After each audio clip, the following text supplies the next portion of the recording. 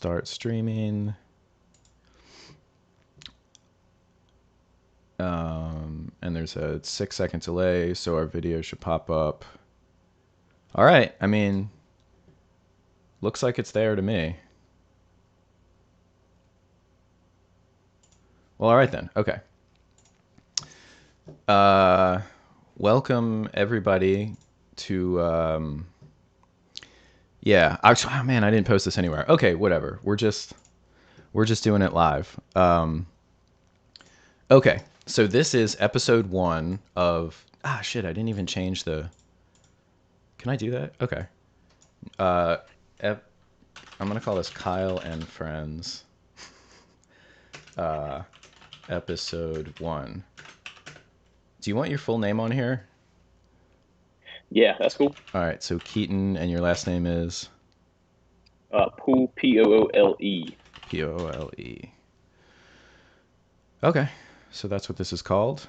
And, all right, so welcome everybody. This is a stream, and I'm also just going to publish it as a video afterwards.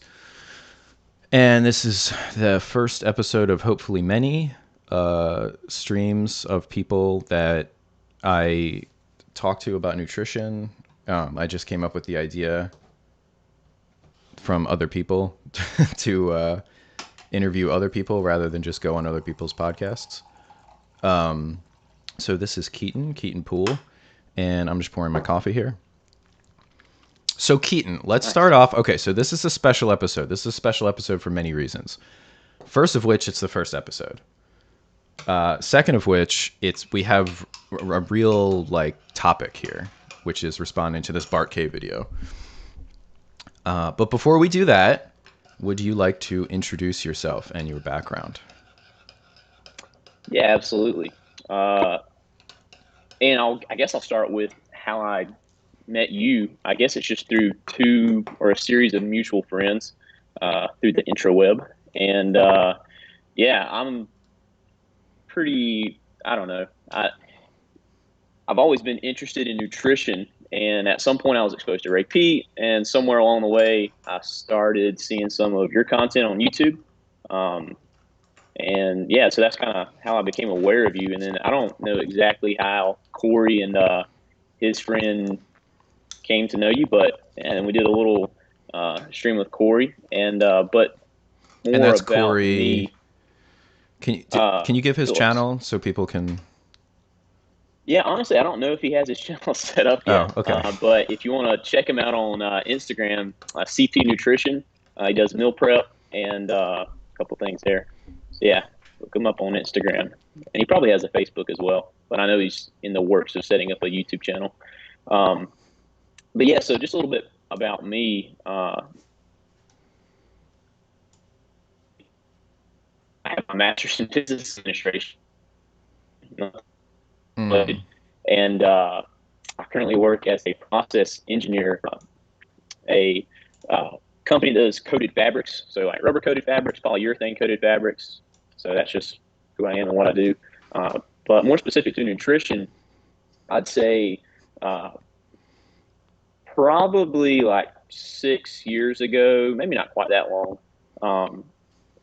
I ran cross country and track in college, and I really quickly recognized hey, what you eat matters, but I didn't really understand what I was doing that worked. But then at some point I got exposed to CrossFit and paleo and the whole low carb community, and more or less ruined my health with low carbism, and while at the same time doing very, very intense exercise on a routine basis. So yeah, we'll kind of dive into that. Those things later, don't mix, huh? Yeah. By the way, your window exactly. did that thing again where it shrank and then it. So I think what it is your thing is sending me variable resolution, and it's changing the window in OBS, but it's not a big deal. But basically, what's going to happen, Right. I'm guessing, is occasionally your video feed is going to get small and then get back to normal size, and I may have to manually adjust it. Okay. But I'm watching it, so. Well, if there's something I can do on mine, just let me know. I think troubleshooting it would be a little bit more trouble than worth the shooting.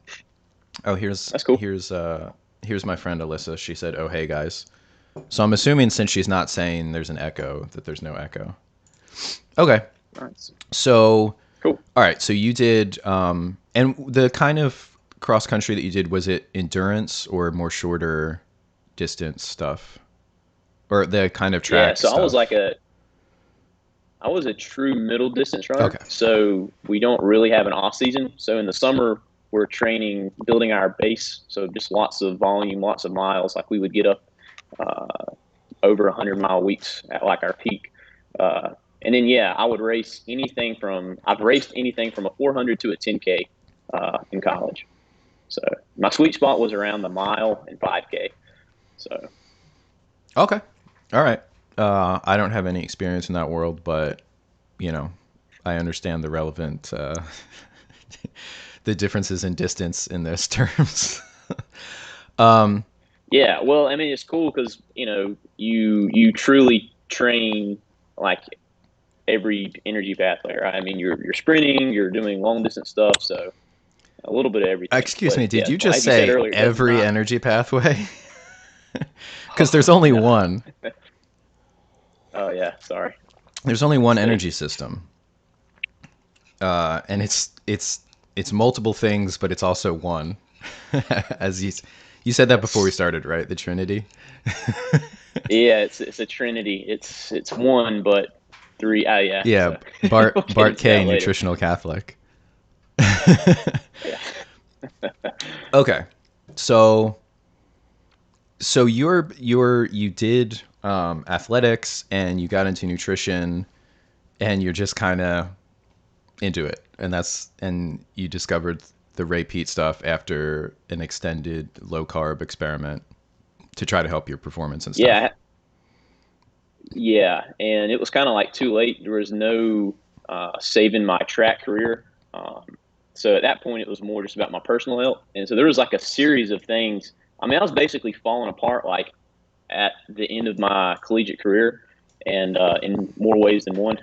and So I started to challenge all the dogmatic thinking and just everything you learn from the low carb community, right? And so I just wanted to really learn, and so I started listening to people that would challenge my views. And Ray Peat, I liked him because he kind of challenged everybody. So then at some point, I watched your video on insulin resistance, which really shaped. It just well more than anything, it just kind of confirmed that I was moving in the right direction. So All right then, and that was I'm yeah, guessing that's the 2017 video. Um, yeah, where you do the Oxford style debate. yeah, yeah. That's actually a really good transition because I like to do jokes and with kind of dry humor or something where like I'm making a joke, but I guess I'm actually not really respecting the audience, or I don't know what the term is, but like it's like if you go into an old folks home and then do like stand up, that would be a little bit too hip for the room, you know? So cuz I thought that was funny, and I sort of have to make content that I think is funny and entertaining. And if whatever audience doesn't get it, then that's just too bad. So in that case, I made a few jokes that I'm not sure really like landed in the room, and I almost wonder whether those people thought that I wasn't joking about an Oxford style debate with myself. Like I wonder to what degree they thought I was being funny, you know? Yeah. And I've run up against this problem again with the video. So the topic du jour is Bart Kay's response video to my video, and my video was called I don't even remember what it was called. Low carbers hate this, something like that. Yeah. You can't not use carbs for intense So the exercise, I title think. is like making fun of those clickbait ads, like Yeah. doctors hate this, like 3 weird foods to like cure diabetes without drugs or something. Yeah. So right off the bat, I mean, okay, so the most common response, and I should give Bart credit because he does say no, dummy, keto doesn't stand for ketoacidosis, but he doesn't harp on about it. So I suspect that he knows that I was joking, or for whatever, because the guy is not above harping on something and name calling. So I can only conclude that he at least suspects that I was joking or something. But his fans don't suspect that. And there's a bunch of comments of people being like, "Look how dumb this guy is. He doesn't even know that keto stands for ketogenic adaptation or ketosis." Man, now my camera did it. So I'm just gonna stop talking about it and just manually fix it every time it happens because it's actually less disruptive that way. Anyway, so um, so I know what keto stands for. And the fact that the title of my video is like a joke title should key some people in that I'm going to be making some jokes. Is there anybody, literally anybody, that thinks keto is short for ketoacidosis? Like, I don't think that's... I really don't know. I mean, I think a long time ago, when this was starting to become a fad, I think some people made that wrongful conclusion. But I was actually reading a study where, in some cases, though, you can have some issues with acidosis on a keto diet. Yeah, especially if you're not buffering it with all that ammonia from gluconeogenesis. Yeah, yeah, no kidding. I mean, I'm trying to let's see if I can actually So just find to that. just to wrap that up, like I was talking to you about this. So I was on a keto type diet like 10 years, more than 10 years ago.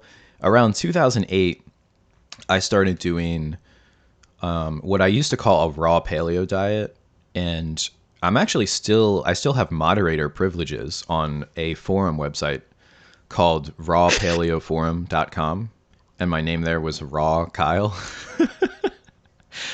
That that is an embarrassing disclosure, but we're doing full disclosure here. So I have like 1,700 posts on that website, and the last one was in 2013.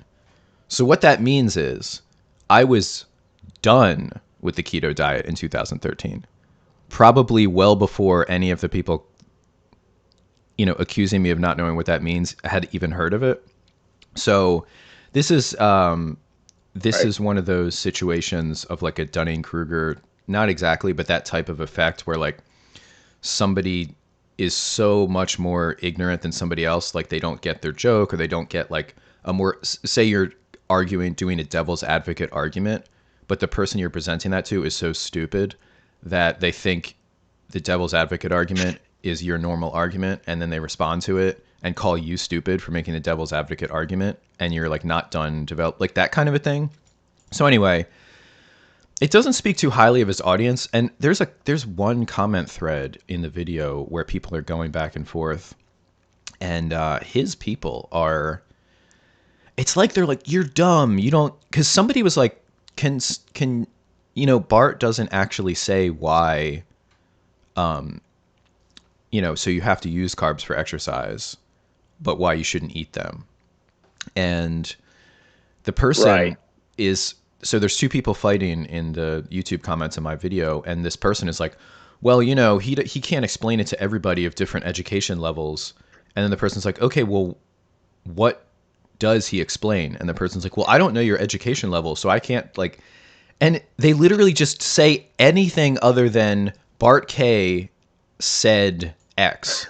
Because let's just assume Yeah. for a second that he said a really high level response, and the person that in these comments is like, their education level is too low or whatever. Man, these windows keep Yeah. shifting. Hey, if anybody that's watching this is experienced with OBS, and there's like a thing I can click on that or Skype very easily to stop the windows from randomly changing sizes, let me know.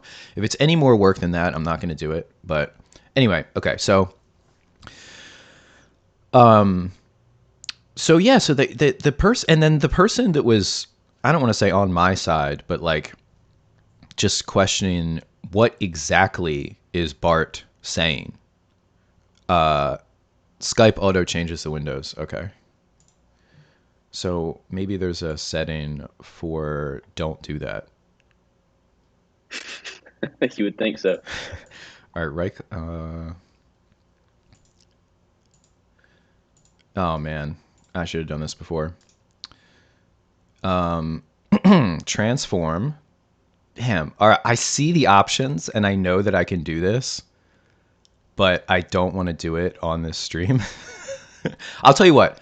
I'm gonna finish what I'm saying, and then while you're talking, yes, thank you, Danny. Danny Roddy is helping me with this.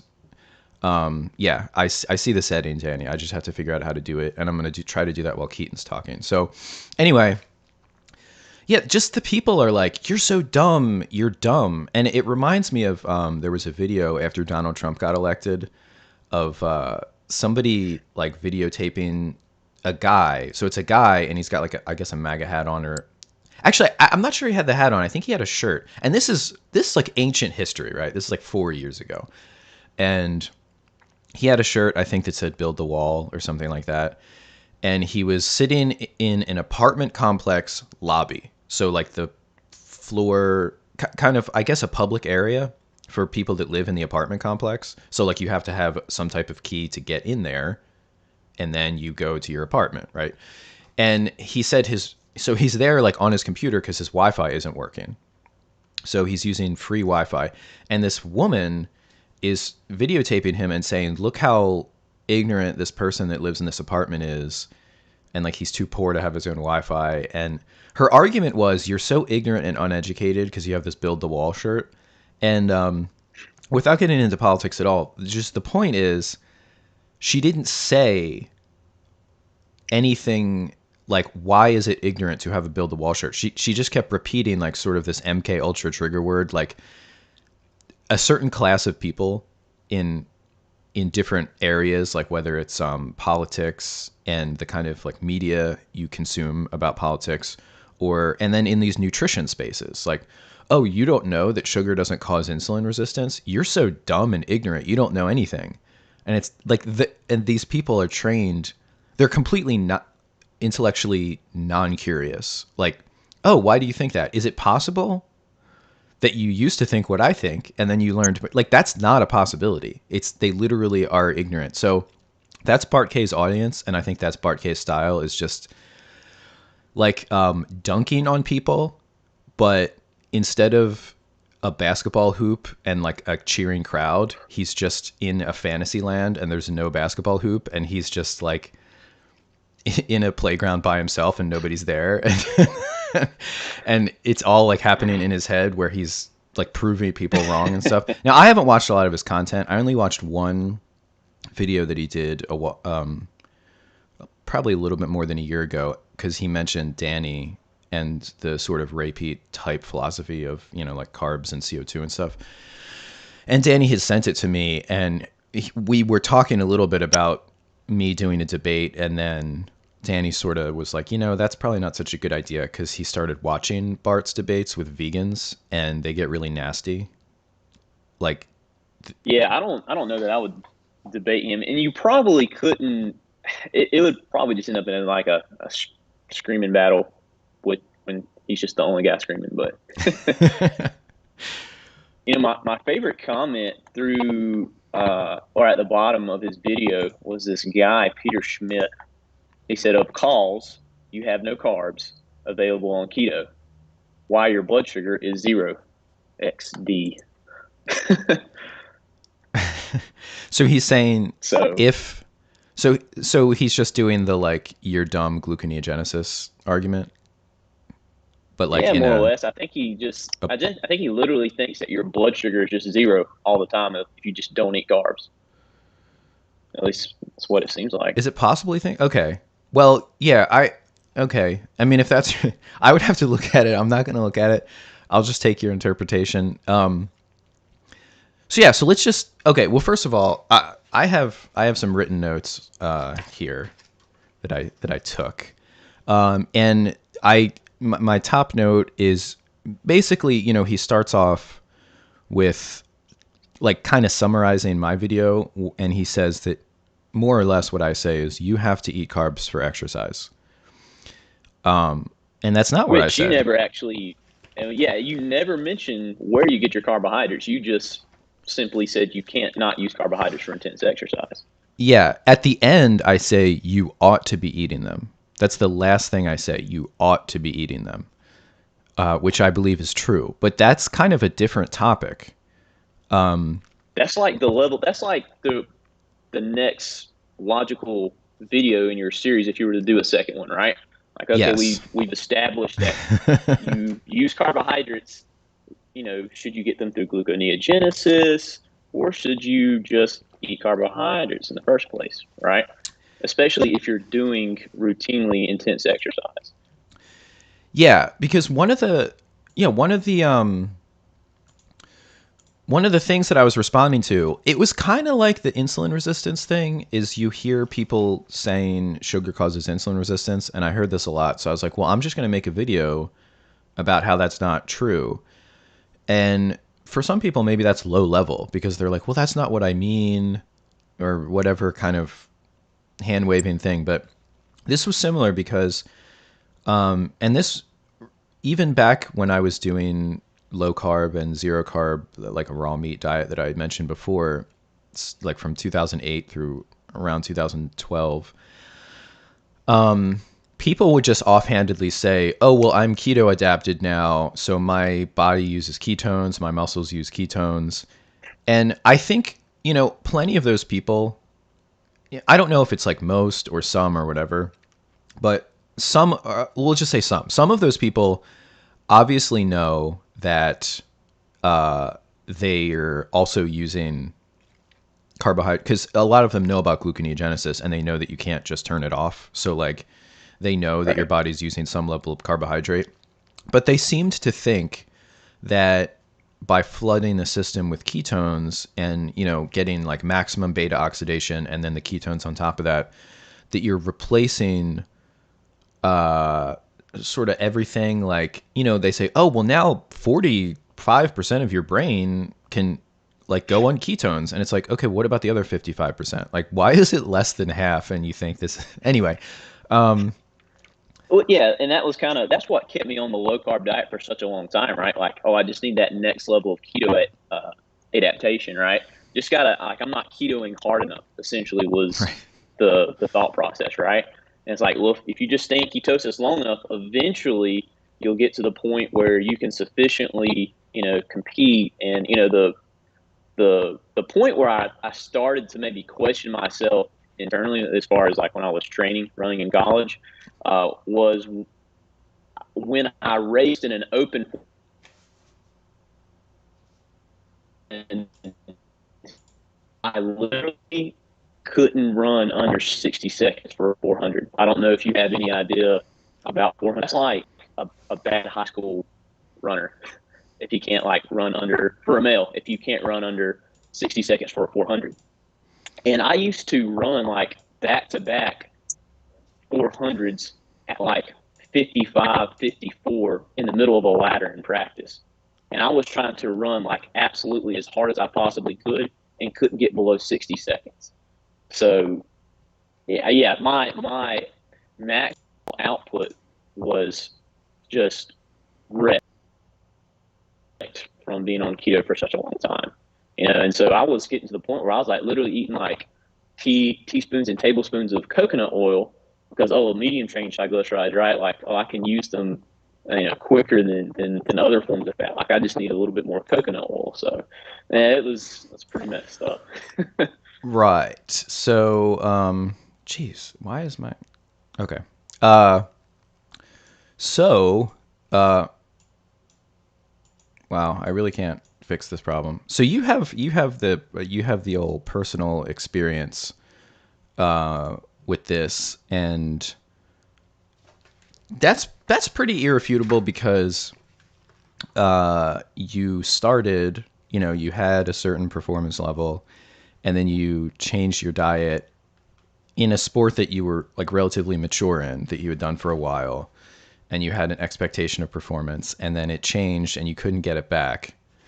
Now, maybe you weren't fully keto adapted enough, you know? And that's when we get into the Maybe. genre of argument. This is the exact same genre that vegans and those types of people use, which is like, oh, you're having problem X, like you didn't detox enough or whatever. So I think that's a red flag. Didn't fast Yeah, long if enough. you, and Right. I'm sure this could happen to anybody in any kind of paradigm, but if you find somebody not admitting there's a possibility that the paradigm isn't working for them or that it's not valid and it is always user error or something like that, or like you just don't get it. Kind of like that person, like, oh, you're asking for where Bart K explains why this is better. You're just not smart enough to see it in the video. And it's like, okay, well, what's the timestamp where he says it? And then we'll see if I'm smart enough. And it's like, I can't even give you the timestamp because you're not smart enough, like, for timestamps. By the way, there's somebody asking in the comments if carnivore is bad. Why is Amber O'Hearn not filled with tumors? We can talk about that later. So I'm not gonna forget that comment. By the way, that'll be another kind of thing. So yeah. So I never said in the video you have to eat carbs. You have to eat carbs for exercise. I said you have to use carbs for intense exercise. And my Which he agrees right. with Yeah, vehemently. perhaps even more than I do, Yeah. actually. No, he really Maybe. does. He thinks on a Yeah. macromolecular level that muscle fibers require glycogen to twitch. He is profoundly confused about like cell physiology and how like actomyosin works and stuff. But okay, so my whole point of that video, and I was hoping my audience, which I see my audience as people that already know what gluconeogenesis is. And you know what? That could be a mistake. Like I was talking to my friend last night. I don't ever expect to get a ton of views on my content. If I did, then there'd probably be a lot of people that don't like it because it's just not made for mass consumption. Like I can't make stuff that feels dumb to me. No offense to like potential audience, but that's just a real challenge for me. So I assume a certain level of understanding, and I'm basically addressing people that have a certain level of understanding and a certain belief that I disagree with. And the whole point was to just beg the question, like, okay, so it is so clear, and Bart K echoes this, that carbohydrate is necessary for anything close to a normal expectation of performance in high intensity exercise. So given that that's so clear, why, first of all, why do keto people kind of, they sort of obfuscate that? Like they don't actually admit that. They say, oh, you can get keto adapted and then you run on ketones. They never actually say you can resupply your muscle glycogen with keto. Like, you know what I'm saying? Like, oh, you can resupply it with gluconeogenesis and some of the energy for that can come from ketones. Do you remember Charles Poliquin? Yeah, yeah. He in multiple videos would say that unless you are training more frequently than like a day, that you would always be able to sufficiently restore muscle glycogen simply through gluconeogenesis. So his whole thing was, unless you're training for more than an hour intensely per day, and you're not eating sufficient protein, he said and that was his argument, right? He's like, you're always going to have glucose, you're always going to have all the glucose you need. I think Bart K he would probably concur. He would probably say, yeah, that's right. Yeah, maybe I'll have to do a video on that because that's a kinetic question. Like, how fast Yeah. does glycogen replenishment occur under just strictly from gluconeogenesis? But honestly, do we really have to even ask that question at the molecular level? I mean, that's kind of what I do, but athletes obviously know that that's not true. Like since time immemorial, athletes have been carb loading because they notice, they don't do that for fun. Like that's the one thing, some of this diet stuff Like people get an idea like this is healthy and then they'll do it. And even if they don't have good results, they'll do it because they have a belief in it. But something like carb loading, like that's a trial and error thing. That's like that came about through experience. It's like bro Yeah, science and it's not, initially. I mean, it's even older than bro science. It's just something that people did in like high school, sports. Like they'd have a party the night before, like all the people on the swim team or whatever, and they'd eat pasta. And that didn't come from some like academic thing. That came from just that's what people started doing, and they noticed that their performance was better than when they wouldn't do it. So that kind of stuff, I think, even trumps any kind of experimental data, because it's just like, okay, what are people actually doing and what's their experience? But anyway, so do you have specific points that you wanted to address? Because I do. And Yeah, let's just start with yours. I mean, I mhm. took notes, throughout the entire video and just kind of made a couple different points on some of his timestamps. But yeah, you just go ahead if you have like one Well, thing in particular I have like you 10 want to start things, with. but I'll just go with one of them. And they're in order. So I just have like a notebook that I just jotted down things as I watched it. So these are all in chronological order. Yeah. I don't have the time. I didn't write down the timestamps though. He said something about to the effect of mitochondria are slow by design. This was early on, and he said if mitochondria were super fast, there'd be too much oxidative products and it would overwhelm the cell. Do you remember him saying that? Yeah, and then I mean, I can't exactly remember, but then he said something like it would just die, and then you would Well, cease to that's if exist your more or less, right? mitochondria went away. Like he. This was before Oh, that. okay, that's right. He Yeah. said that if they were very much faster, that there'd be too much oxidative products for the cell to handle. And, that was my first tip off. And I think I got confirmation later with some of the muscle twitch physiology he was putting forth, that he's Right. in a little bit of a confused state. So I don't want to like say for sure, because I'm not the kind of person that takes a joke and incessantly projects that person's being serious and then makes fun of them for it. But I'm pretty sure this wasn't a joke, and I'm pretty sure he was confusing like enzymatic oxidation with non-enzymatic oxidation. Like I think he was confusing,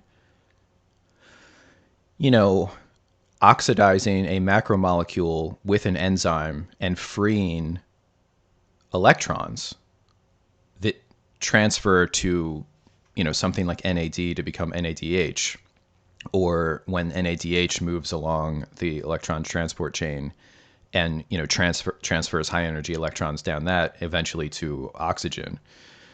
It's like he's confusing that with what happens, if you have excess iron and like if like rust, oxidation, like chemical oxidation of things, of whether it's an inorganic molecule like a metal that gets oxidized by air, water, whatever, some kind of catalyst. And these windows. It's really too bad that this problem didn't happen last night when I was testing this. Although honestly, maybe it's better because I already spent so much time on any. All right, so does that make sense to you? Like what I'm saying is that when people say oxidation, there's two main things they mean. One is something that's almost always bad, although it's pretty clear, and people have mentioned this, like Chris Masterjohn talked about this. There's a certain level of even just oxidative damage that's necessary for the cell, because it tells the cell to upregulate things, often things that are antioxidants. So it's in that sense, it's kind of a catch-22, because the bad thing gives you the thing to fight the bad thing.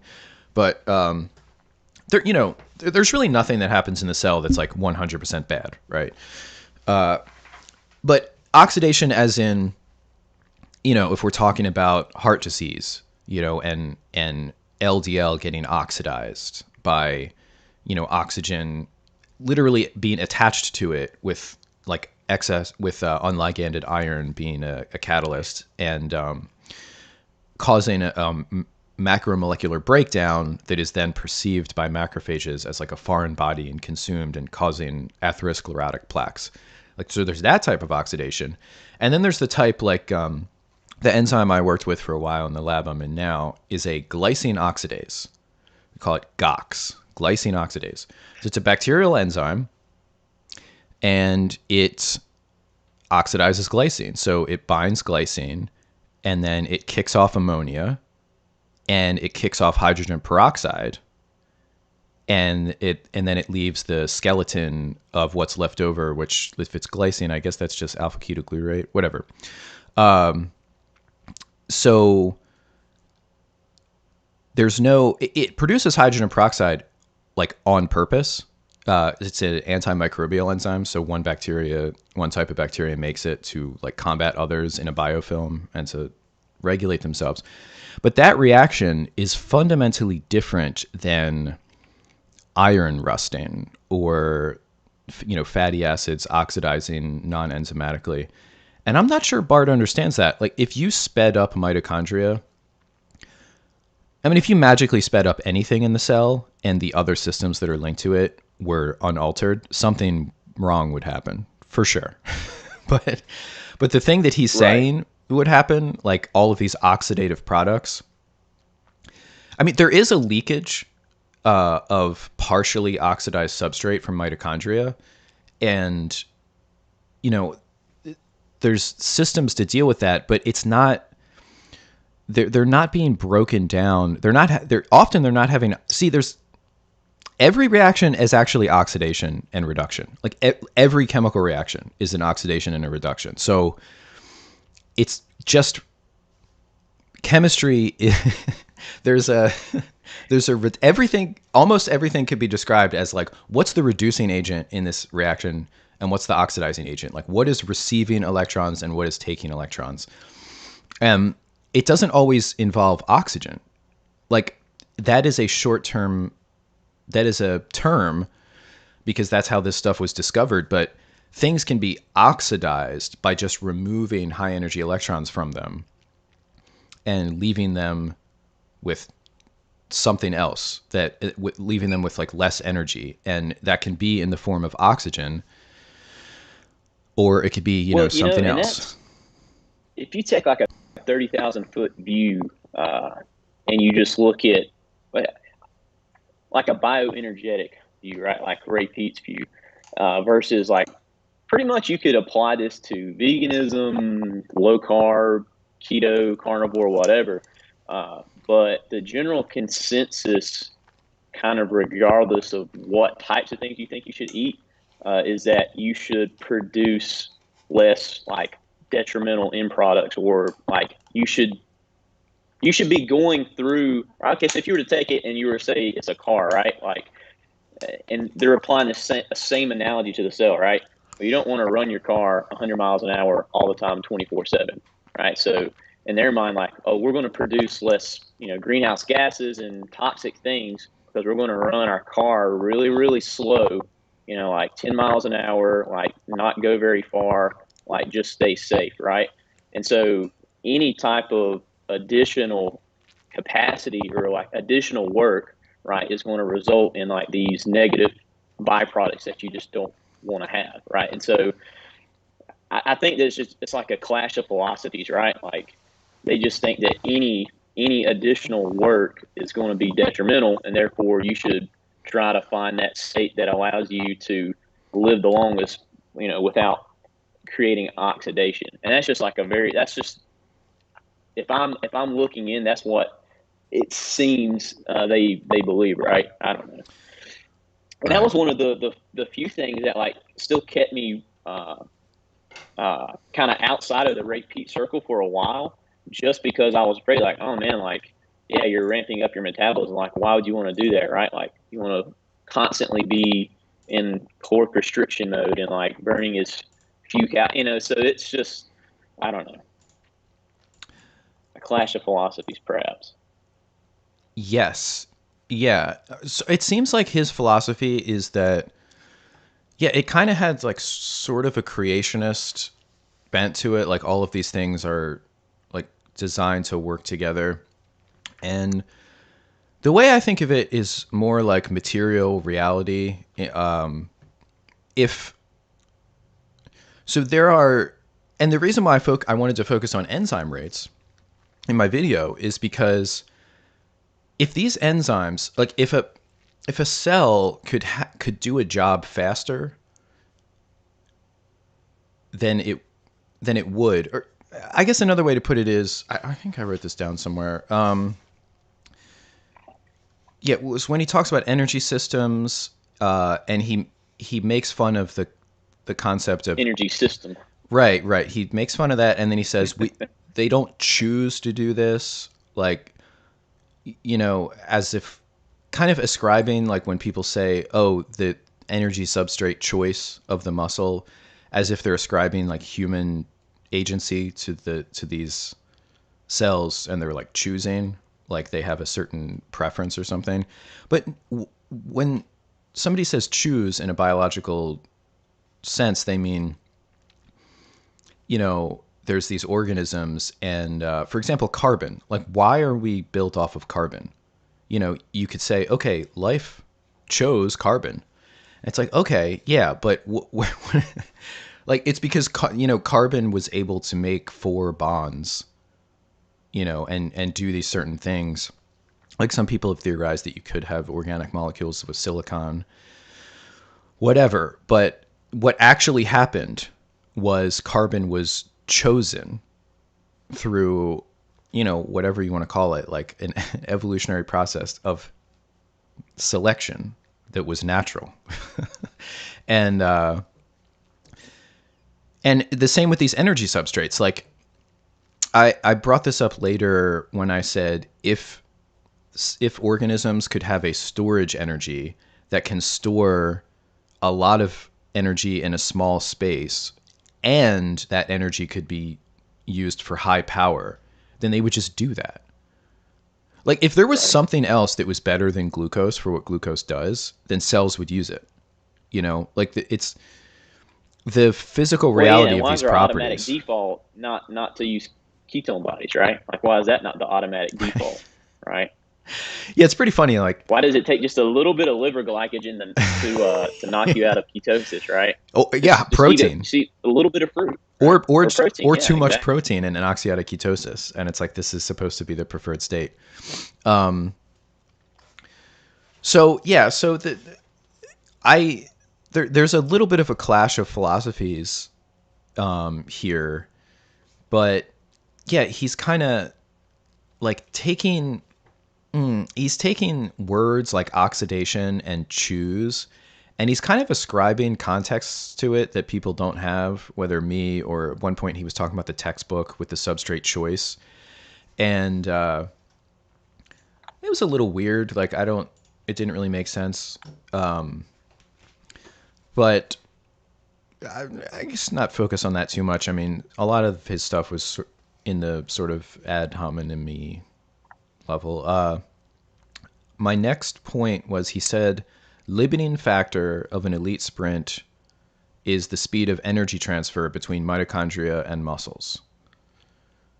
Do you remember him saying that? Yeah, and I remember him talking about. I think that's around when he started mentioning some things about like cell membranes, and I was like, oh, he's definitely never heard of Gilbert Ling before.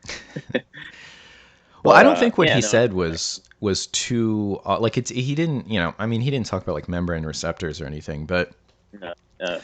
so this is where his philosophy and my philosophy diverge.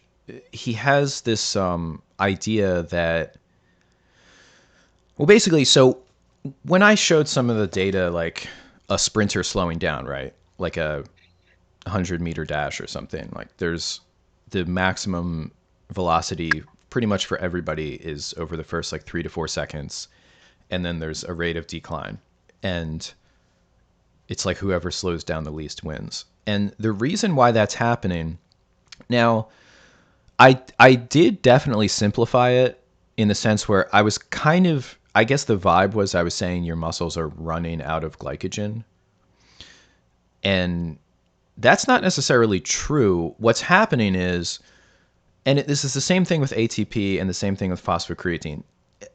In fact, I'm not even sure where to attack this because his whole thing with like, I think he said phosphocreatine replaces muscle glycogen. Like it's used to form muscle glycogen, which then is cleaved to cause a muscle twitch.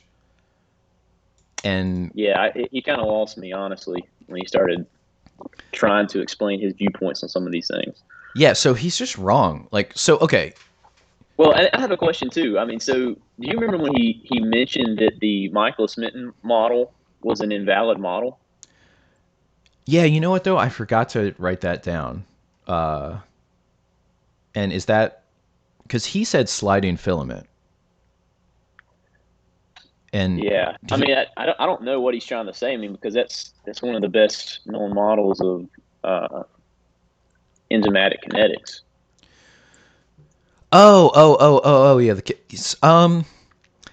I think maybe what he might have. I thought you were talking about something else. I think No, what sorry. he might have meant is that. All right, I'm going to be super generous, and I'm going to just say maybe he's saying that those kinds of kinetics are measurable in vitro, and when you get a bunch of proteins working side by side in a cell.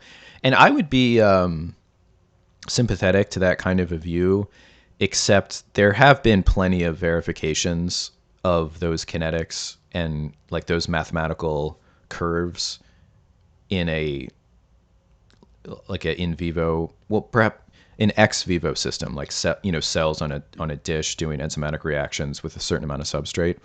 So yeah, I definitely think that the in vitro, the characterization of enzymes in vitro just by itself, it is probably causing some artifacts and things like that. But things like cooperativity of enzymes and kinetics, like the rate of binding and the reaction rate and the how the enzymes will speed up or slow down depending on substrate availability, that is really pretty well shown, in all from in vitro all the way into like tissues and stuff. So I don't know what he's talking about there, but so the muscle thing, right?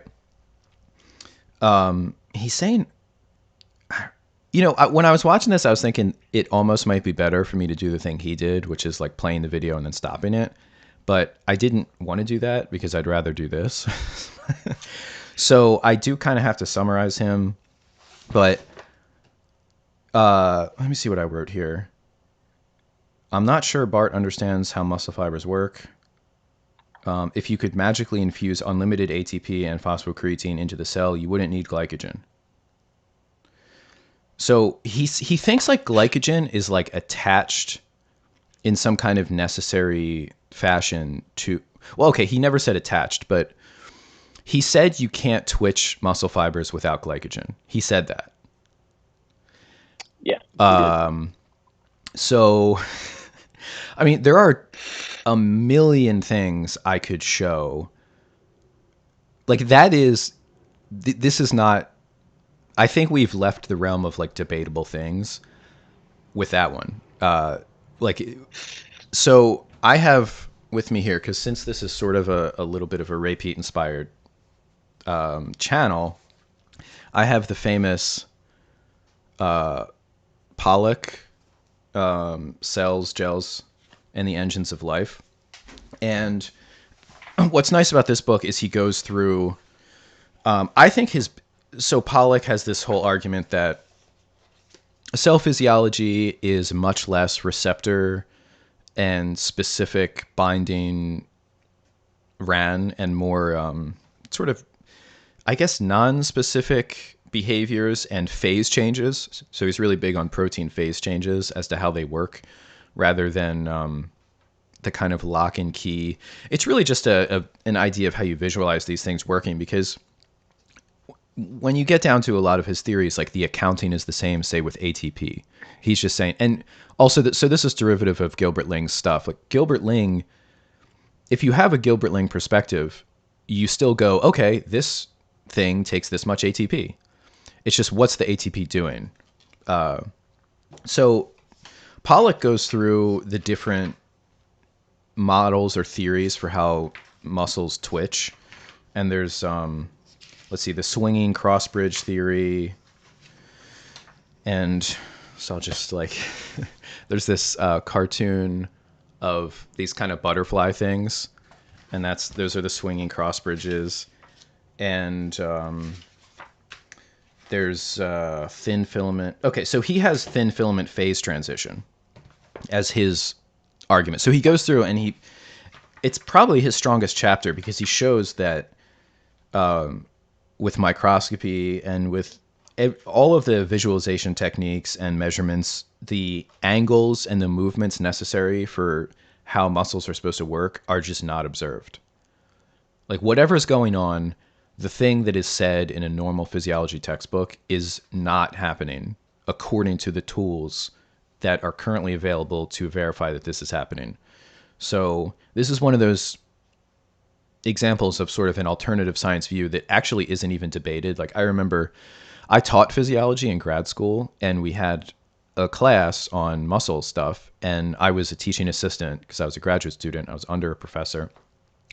And we were talking about this and everybody uses words like, oh, this is the model for how it works. And everybody basically just admits like, okay, this is not verified. Like they don't use language because it's kind of like you're in the cathedral and you can't say like God isn't real or like this scripture is wrong or something. But everybody is using these different euphemisms for like, that's like not part of canon, or whatever. Yeah. So this is pretty well known, and the germane to this conversation. So there is a picture here from a St. Georgi, however you pronounce that, the Russian guy that Ray Pete likes so well, and then there's a Japanese scientist that did work on phase transition of actomycin and then a polyacrylamide gel. So I'm just going to show these pictures. Right. So, okay. So on that'll be the left side. That's a muscle. That's an actomycin bit. And on the top where it's big it's relaxed. And on the bottom it's contracting. So, right, muscle fibers shortened. That's what a twitch is. Right. So that effect was produced by just having a big chunk of many subunits of actomycin in solution, and then adding a lot of excess ATP. It just made it like twitch like that. So there was no glycogen in that experiment, and I didn't really need to bring out like the Pollock because that's the glycogen is needed for a muscle twitch thing is. I'm not even really sure how to say like what level of incorrect that is. It's a very high level of incorrect. It's like levels of. Should we tell the viewers to? Wait, I'm losing your audio here. Sorry, let's see. Still there? Okay, there we go. We good now? Yes. Can you repeat that? Oh, your window changed. All right, it's fine. Yeah. Yeah, I was saying we should have everybody, jot it down, write it in all caps, make sure that they don't forget it, as Bart would say a couple times in his videos.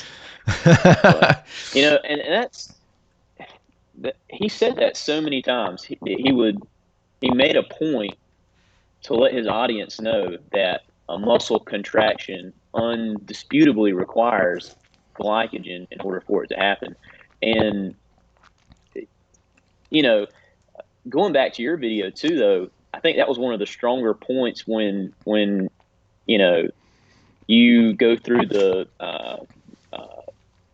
graphs and essentially show the outcomes of glycolysis, right? I mean, you get an ATP, like you actually get something beneficial at the end of all that, and then like you look at beta oxidation, you're like, what benefit did you really get after all of that work, right?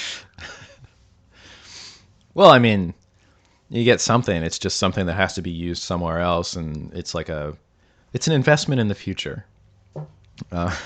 Yeah, like $10 a day for the rest of your life, right? Yeah. Beta oxidation is like a big fat spread out annuity of cash. And glycolysis is like that guy on those tax commercials, like, it's my money and I want it now. Use it when you need it. So just to be totally clear, so there's a mainstream perspective on how muscles twitch, and it's fairly confused. And then there's some alternative, there's like different models, but all of them actually agree on a couple things. And these are the things that Bart K disagrees with. So basically, it's like Bart K versus the world on this particular topic. And what it is that, so muscle contraction is not a phenomena of glycogenolysis communicating to muscle fibers or something, some type of energy transfer. Muscle contraction is an ionic phenomenon.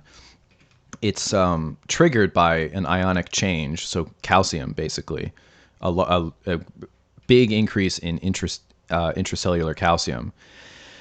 And this triggers a sort of conformational change in the muscle fibers, and they are already bound with ADP and inorganic phosphate in the resting state. And then they kick that off, get another ATP, and then make that ADP, and then kick that off. And that's each twitch. And then a contraction, those twitches can be sustained for as long as the intracellular calcium and the ATP is there to do that, or until the fibers shorten to their physiological limit, either or, and then it has to, then it's just an isometric maintenance or whatever.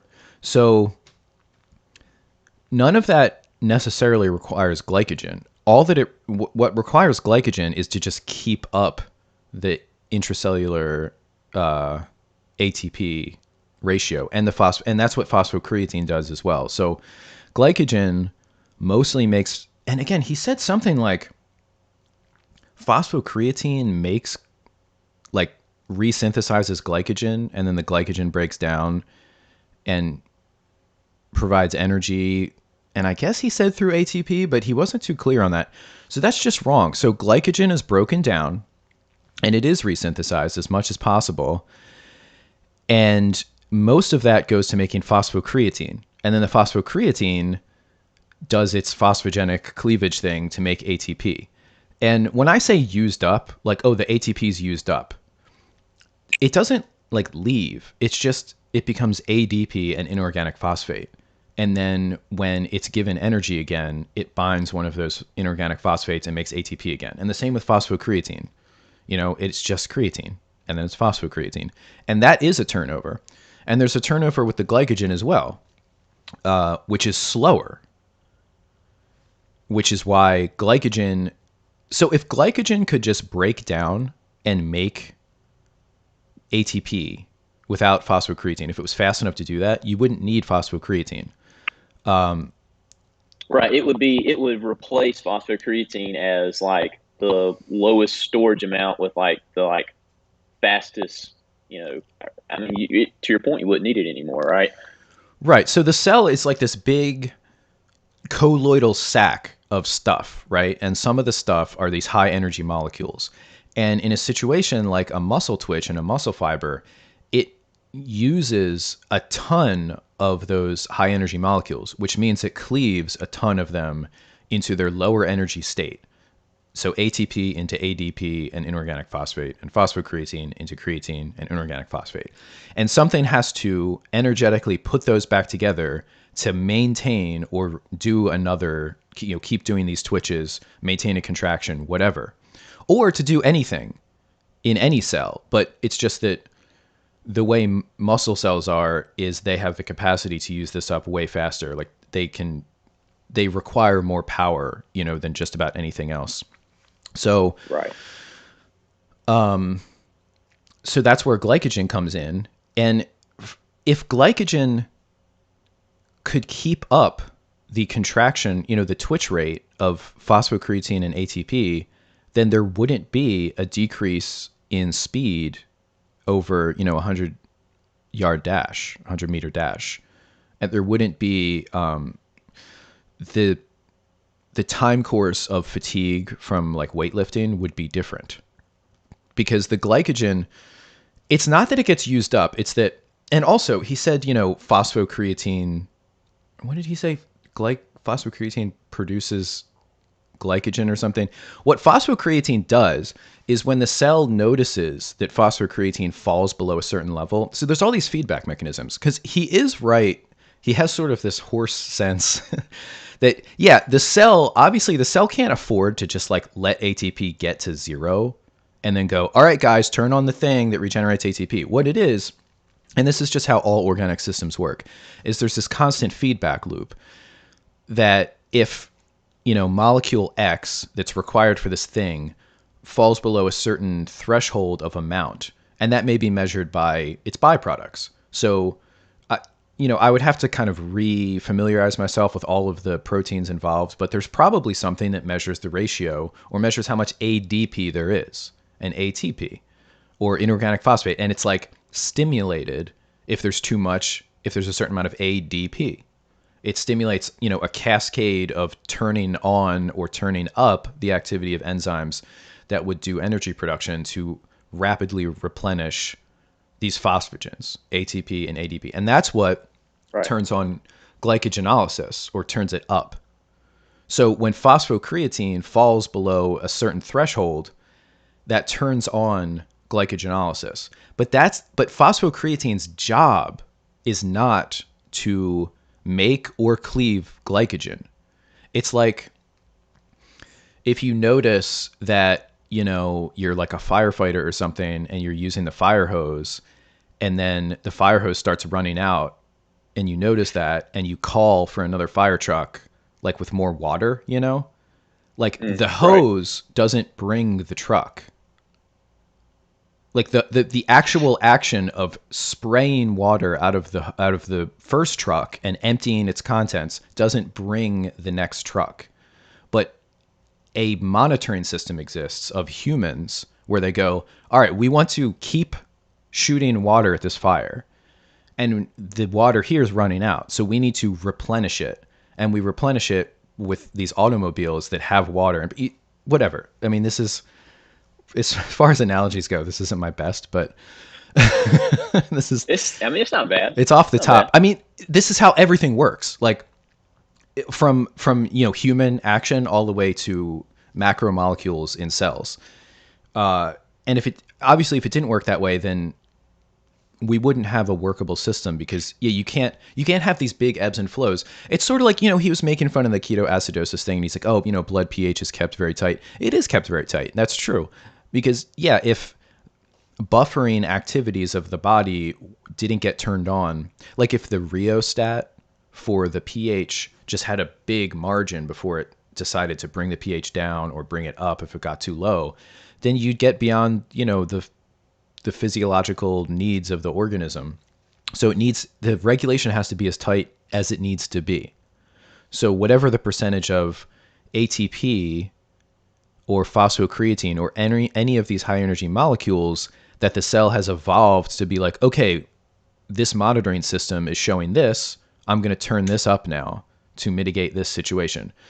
So it's kind of like he has everything in reverse. Maybe.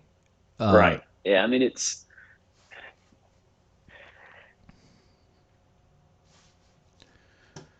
pretty crazy views, does he not? I lost a little bit of that audio. All right, we back? I think so. Okay, cool. Yeah, sorry this keeps going in and out. I don't know if it's my internet connection or if it's just, I don't know, OBS. I'm not sure. Well, I mean, OBS is clearly causing some problems. So, but it seems like, yeah, there's probably a little bit of a bandwidth thing. Like I'm hardwired right now. So I'm pretty sure my bandwidth is good. But yeah, maybe that's something I should do in the future. Yeah, man, I love Ethernet cables. They're so dependable, Yeah.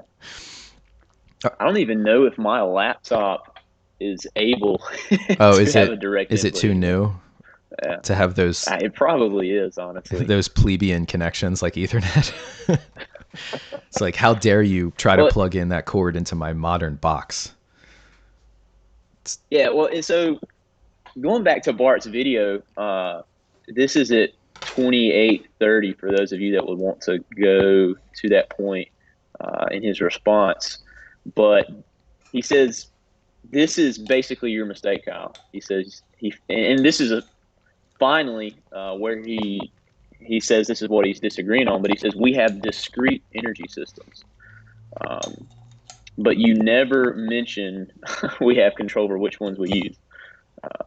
So it's kind of we've kind of talked about it, briefly, but he definitely thinks that like we have this one integrated system that's like I think someone online described it as this. And I don't know if this is an accurate representation of what he actually believes, but it's like all just the aerobic system, and it just has different cogs in that system, right? Like it's just different gears essentially of one system of everything like working together. So I don't know if he thinks it's like three equal parts or you see what I'm saying, but like that's obviously where we kind of derail and just can no longer even really debate, I think.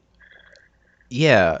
So I think it's weird because I think there are some theoretical differences and disagreements, but I also think a lot of that is semantic. Like, Yeah. yes, the way that our cells are, like as humans or whatever, really any eukaryotic cell, we're not really set up to, like, if magically could cut out this or that of these things we're talking about, like just get rid of aerobic metabolism. Because there's a lot of things going on, because it is this integrated system, like the feedback, so things get turned on as other things communicate that they need them to be turned on, things get turned off likewise. And so, yes, it is an integrated system. And kind of like a car, you couldn't just take out the transmission and be like, well, we still have the engine and the wheels, like that is true. But how did that come about? And if you look at lower, like bacteria and stuff that don't have as many of these systems, so if it's an integrated system that cannot be divorced in parts, then how come there's lower life forms that just have some of them and not all of them? You know what I mean? Like, it's kind of Right. like if you had a really, really nice, like Omega or Rolex mechanical watch, and it had like 37 joules or something, and it's got like 10 Yeah. gears to like do the calendar and the moon. And you know what I'm saying? And those things, like, Right. it's like engineering porn, like those things, and they cost so much money. And it's like people are interested in the beauty of the work and just all these integrated gears, just to make like the time go.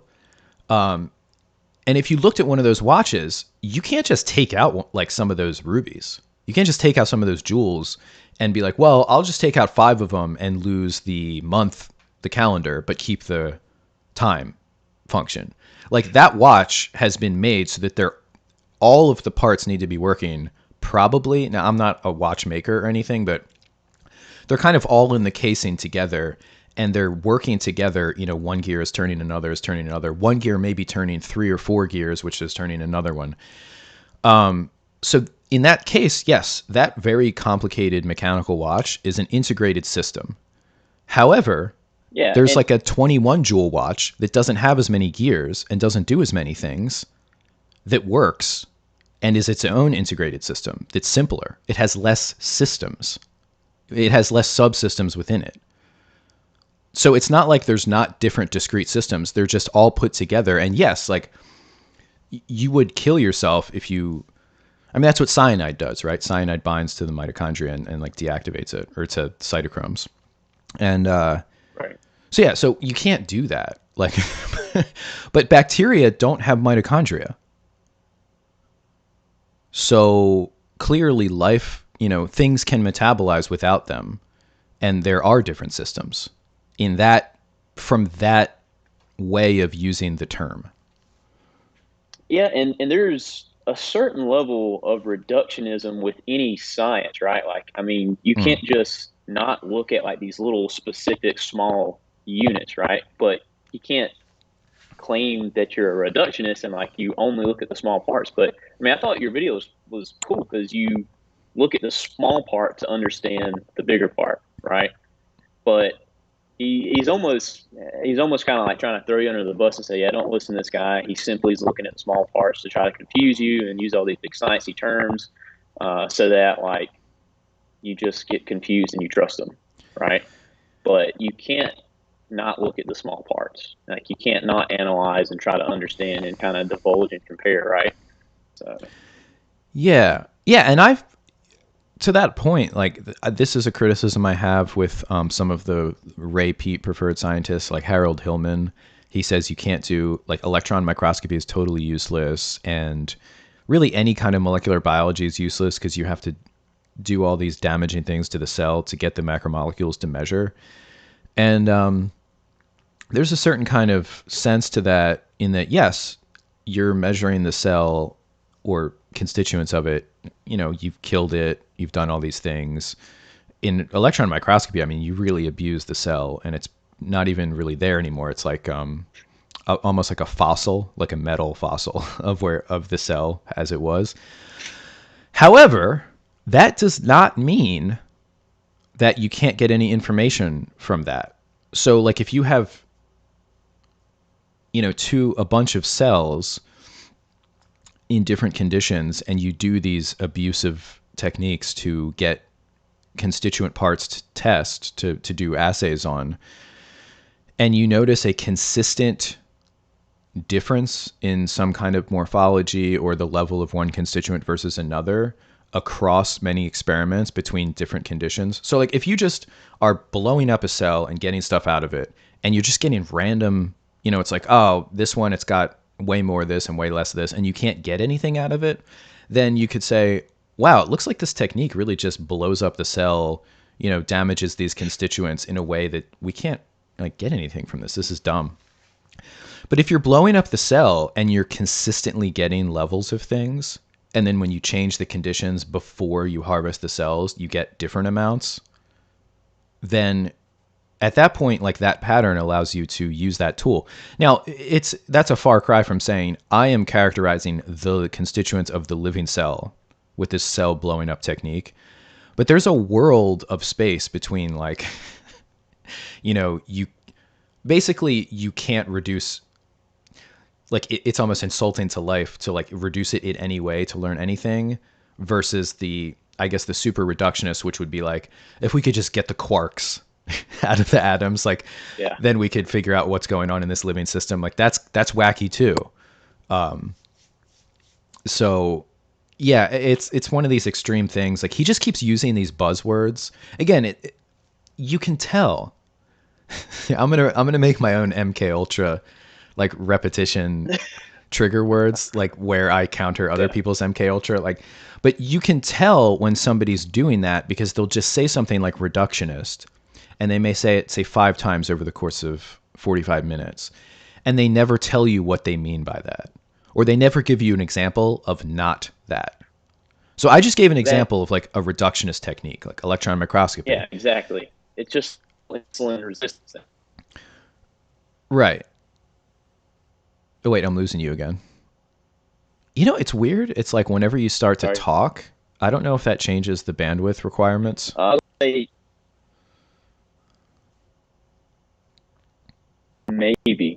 You would think the audio would be much, well, I don't know. So actually, it might be possible so yeah, to turn down the resolution of your video so that it's like using less. But whatever. I think it's good now. Okay. Yeah, we'll work out the kinks on maybe Oh God! Somebody said I'm gonna get shadow banned because I said MK Ultra. Yeah, it's like the whole insulin resistance. Probably, but they say, oh, don't you already know that sugar causes insulin resistance, right? I mean, it's like not even debated, right? I mean, it has to. And you'd always pose that question back to the people commenting violently on your your video. Explain how, right? It's just not like you can't just say something and have absolutely no way to back up your claim, right? I mean, Right. but it seems like the more you say it, the more people will trust you. I don't know. Yeah, well they're acting like we're starting with their thing being correct. And I don't know how people can get past this one, but debating the thing, so like debating whether sugar causes insulin resistance, and they think they're doing that with a statement where they just take that as a fact. Like in court, there's a thing called judicial notice, which is where like sometimes the court won't want you to debate certain things. So they'll be like, okay, this crime was committed by this person, but the debate, the court is figuring whether, for example, this person was killed by this other person, but we're figuring out whether it was like first degree murder or third degree murder. But like we're not arguing whether the person is guilty of killing this other person. And so the court may take judicial notice of like, oh, this person was in their apartment like stabbing them at X o'clock or whatever. And it's like in these scientific debates, they're like, okay, we're going to debate science. And then these people act like they're like a judge, and they can just be like, the court will take judicial, the jury will take judicial notice that insulin causes, or sugar causes insulin resistance. And then it's like, okay, so let's like have the jury decide whether sugar causes insulin resistance. It's like, that's ridiculous. And it's very, the level of blatant that people do that with is so high that it's hard to see it as anything other than just like they're not really interested. They're just kind of like at church, and they're all like collectively effervescing over agreeing upon something, and it just feels good to be around your own like tribe of this belief. And then it's like Bart K will find a heretic and like burn him at the stake by calling him asshat and saying he's a reductionist, and whatever other things he said about how I don't know anything about muscle physiology, even though he literally doesn't know how like actomyosin works. Like he doesn't know that thousands of experiments have been done where you can just take these things the same way as you can take some liver enzyme out of the liver and put it in a solution, and assuming you get the conditions right and stuff, you can get it to do its reaction. And yeah, that's not the natural system, and there's a limited amount that you could say about the natural system from that, but you can't say, But it still does yeah, it. you can't say the enzyme has to be in the liver to do its reaction. You just can't say that anymore. And that's the same thing with muscle fibers. Like, yes, the muscle fiber in the cell is in an integrated system. It definitely has different properties than when it's in solution or in an artificial molecular crowding colloid or whatever the heck it's in on a Right. microscopy plate to just look at it. But you can still get it to twitch by just infusing ATP and magnesium and calcium and stuff into its solution. So what the hell? Like, uh, I think your next video really should be so should we get our carbohydrates from glucose or like dietary carbohydrates, or should you eat like he was saying that even 100 grams of carbohydrates is way too much? Like, yeah, that's low carb, but like you should never need that many carbohydrates. Like, and apply it to maybe I don't know, like the level of intent, or even just for a normal person, right? Like that's the next conclusion, right? Like, okay, like let's just forget about maybe the the little she has with your first video, right? And it's you know why is it better to get your gluconeogenesis if you're Bart K, right? yes. Um, yeah, that's starting to like lose a little bit of interest. I mean, that is kind of impossible to prove in the sense that the people, like somebody, Michael in the comments mentioned Amber O'Hearn, and what she does, and I don't necessarily mean that this is insincere or dishonest or anything, but she just takes the things that somebody would say are bad about not getting carbs and having gluconeogenesis, like the involvement of hormones that are generally associated with stress and starvation, like cortisol and the like epinephrine and norepinephrine and et cetera. And she just turns it around and says, well, those are good. And then it Yeah, becomes it's a kind of like question. the warring article, or like the dueling article issue, right? Like there's always going to be the something to Well, it's like even more than be that. contrary to what you're saying, right? It's a total perspective shift. It's like, because Yeah, a bunch of people will say, oh, it doesn't raise your cortisol to like not eat carbs. And then eventually, like, that kind of denial starts to fall apart, like whether it's somebody's personal experience and they're going to a doctor and they're doing, cortisol measurements and they're seeing it go up, or they're having symptoms of whatever. And then the next, like, so that's like the outer walls of the castle, and then like the inner walls are, yeah, but that's good. Like cortisol should be running the physiology and insulin's bad. Because the flip side of that is like, okay, if you eat a mixed diet with carbohydrates and just all the macronutrients, you have a spike. I mean, people say that like it's a derogatory term. You have an increase, right? In all of the things you just ate, including carbohydrates that become blood sugar. And this causes insulin to go up to dispose of that blood sugar and then go down. And then, in people that aren't doing that, they have a more steady insulin level. Although their insulin is stimulated, by amino acids and stuff, but it's more steady than if you're eating a mixed meal. And so they're basically just saying, well, that's better. It's better to have a lower and more steady insulin without changes in blood sugar and to have elevated cortisol that is doing gluconeogenesis than to have depressed cortisol, to have it low and really only go up, overnight when you're fasting at night and in the morning when you're waking up, and to have insulin, go up a little bit and come back down after every meal. So it's like, what's good? And to me, it's like, okay, right. which one is like starvation? Like when somebody's about to die, does their physiology, like if you took their blood, okay, like somebody, like you starve somebody, you're like beating them to death, whatever you're doing, like they're getting eaten by wolves, and you just are able to freeze that scene in time, okay, and you take their blood. Is it going to look more like a low carber's blood or more like somebody who's, fed on a mixed diet with carbohydrates? Like, are they going to have an insulin spike? Are they going to have higher insulin and blood sugar while they're right on death's door? Or are they going to have really high cortisol and like low blood sugar and, adrenaline and stuff like pumping to try to keep their blood pressure up as they're dying? And you see what I'm getting at? Like, Yeah, well, and Ray mentions that I think a few times too, like with animals, and he's like just give them a little bit of honey and like he I guess measure those effects, right? Like what happens to cortisol, like what happens to like does the animal continue in like this state of death, or like does it momentarily like start to maybe move in the other direction?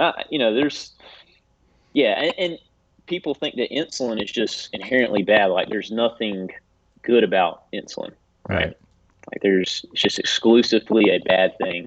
Um, I guess they would probably just say the same thing to us about cortisol, but Well, I don't think cortisol is. See, that is, I think, a mistake that some, proponents, followers of Ray Peat go down, which is to sort of get to the point where it's like estrogen is bad, cortisol is bad. Even PUFA, like, yeah, I don't think you ever want to label anything as exclusive. That has a unique purpose, right? Anything more, right? But there's like normal ranges for everything, right? Like, and you yeah, probably don't want to be lower above those established norms, right? right. And to be honest, I think Bart K would agree with that. He just thinks the Yeah. correct norms are what your physiology looks like when you're on a ketogenic diet. And I mean, there's so many ways to tackle that. Like I talk with people a lot about actually Amber O'Hearn's thing about the Inuit, where she's trying to explain why they're resistant to ketosis more than yeah, Ketosis. Yeah. and that is very like highly suggestive of problems with it. But oh, speaking of Amber O'Hearn, I want to let's just quick before I forget about that question. So the question is, why isn't she dead yet? People can live a long time on suboptimal diets, and that's I'm not going to say that's unfortunate because I don't want people to die or anything, but for truth revelation in health, it's unfortunate that humans are long-lived species, which is why scientists use things like mice, because you can get effects really fast because their lifespan is a lot shorter and they will experience detrimental effects from a lot of things, not all of them, but a lot of things proportional to that lifespan. So like you could get an animal to develop a really bad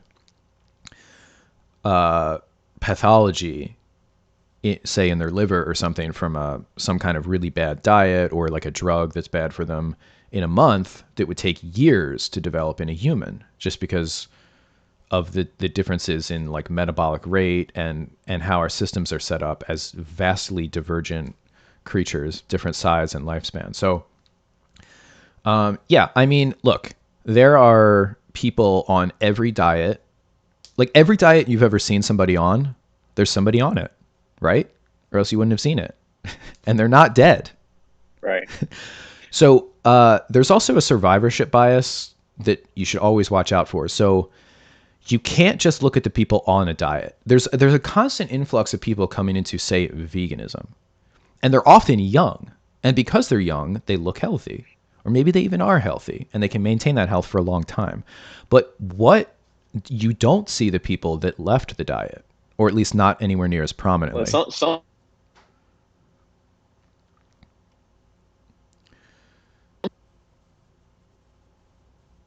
yeah, I'm trying to think of the lady. I remember reading it. I either read a book about it or she was on a YouTube channel I was watching one time. But she basically came out. She said, I was a vegan before it was ever a fad, and she said, I was like a raw vegan for years and years and years, and she eventually developed MS and All right, that's not funny. rheumatoid arthritis. Yeah, and she she now is like flipped, right? So she's low carb, carnivore, whatever. Mm. But it's the yeah, unfortunate, right? But uh, so this is a perfect example of someone that did the diet for like 30 years, trying to warn all these millennials and Gen Zers that are just doing this diet for 3 years, and unfortunately, just anecdotal, right? It's like it's they're in the same group, the same community. You have people that have done it for a while, and this is kind of unfortunate as well, but they haven't had the same severity of outcomes, and so they simply say, "No, you're totally fine. She, don't listen to her." Right? Yes. Yeah. I actually have a couple of video ideas that address these issues. Like one of them is the inescapable dichotomy of these things. So people gravitate, in everything that, like human, whether it's philosophical questions, practical questions, people generally tend to gravitate towards two sides. So like, yeah, it's unfortunate that somebody that's a vegan, a lot of times they'll just stop being a vegan and they'll go back to a normal diet, whatever. And then, but they might just Right. gravitate towards the other current opposing pole, which now is like a carnivore sort of paradigm. And there's a Like reason the for that. vegetable police guy. Oh, I don't know him.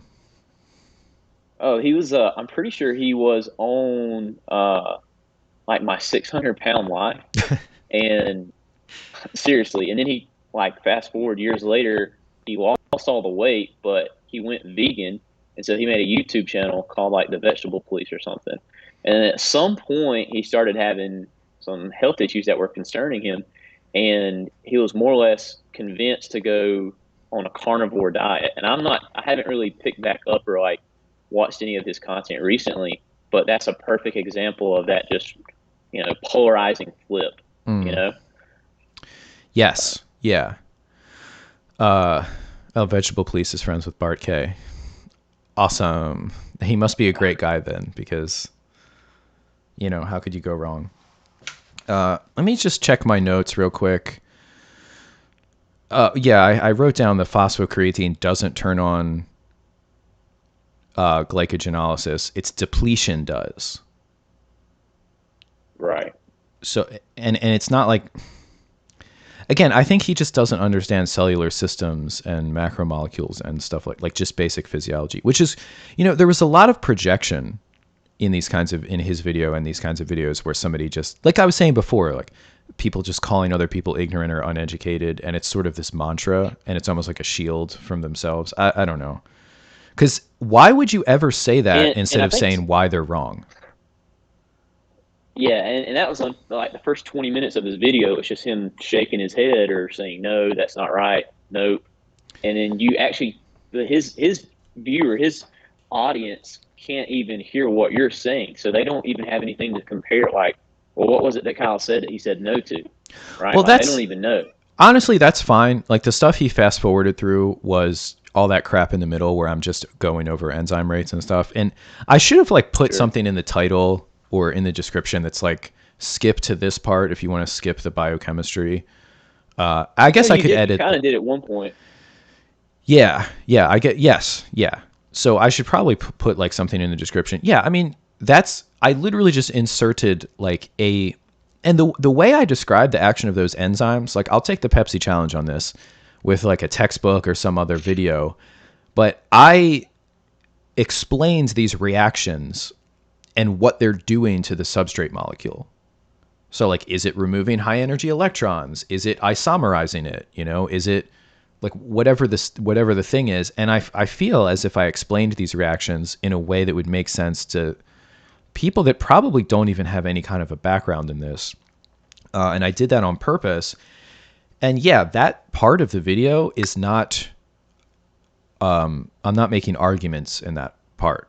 It's a weird video. It's a different style, and so I don't actually have an issue with him fast forwarding and making me sound like Animal Crossing talk.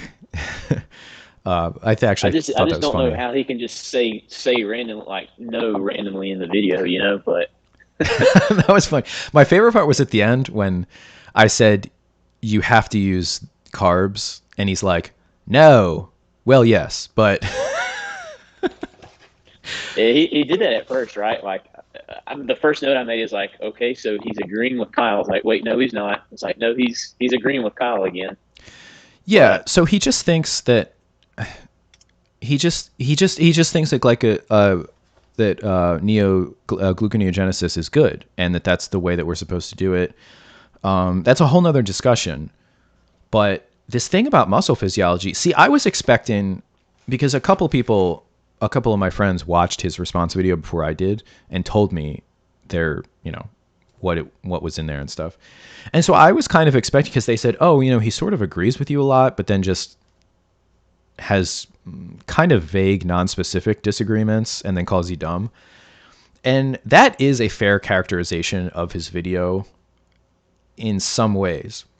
But he does put forward his own completely incorrect ideas of how muscle fibers contract. Uh, and that's really what I think I want to I emphasize. mean, yeah, I wish there was a way you could just show max vertical like jump, just do a max vertical jump and look at what happens, you know, when you do that, and then compare that to even just walking, right? Like, we're just going to walk uphill for an hour, and let's just compare the two, right? I mean, I don't know. Well, yeah. Well, so okay. So the way that the substrates get used is different, and he would like admit that, but the problem is he's saying just on the most basic level. It's like if he said glycolysis, right? Like just the initial breakdown of glucose. It's like if he said it has to be fructose to enter that cascade of enzyme reactions. Like that would just be sort of this factually incorrect thing, right? That's the level of incorrect that he's talking about muscles. Like muscle contraction is not an effect of glycogenolysis in any kind of direct way. It's an effect of calcium replacing other ions on the surface of these filaments and opening them up to a change in like ADP and ATP binding. And this is like, again, this is like the level of factually incorrect that I'm not really sure how to comment about it, because it's not really a disagreement that we can have in any kind of substantive way. Like, I think he just doesn't know what he's talking about. I don't know what his background is. I mean, he had a picture of himself like in a lab coat with like a pipetter in some thumbnail. I did some, so I did some reading up, and mostly it was just stuff that he had said about himself, but I think he maybe sounds like he was a professor in college. I don't know. At some point, too, he said he's not using, while he could, the term doctor. He's choosing not to. I don't know if that was a joke or not. He is basically saying like some Swedish girl is saying she's a doctor, and like people are recognizing it, so he chooses not to go by that title anymore. I don't know. That might just be a joke. But he legitimately is like a peer reviewer for certain journals. Oh, is he? I don't know. Like he didn't mention like what he's reviewed, or Did he say what journal? like what Okay. journals. All right. No, Well, that's a he bad just sign. said like for 3 different journals. Yeah. So he's a peer reviewer for 3 different journals. But yeah, so just a bunch of non-specific stuff. All right. Well, if there's any kind of Bart K fans in here, or that eventually watch this video, like you can just search my name on Google Scholar or PubMed and search his name. Just do that exercise for me and just sit with that. I mean, I could, let's just PubMed. So, I mean, I guess he's not Bart K. I guess that's probably a common name, actually.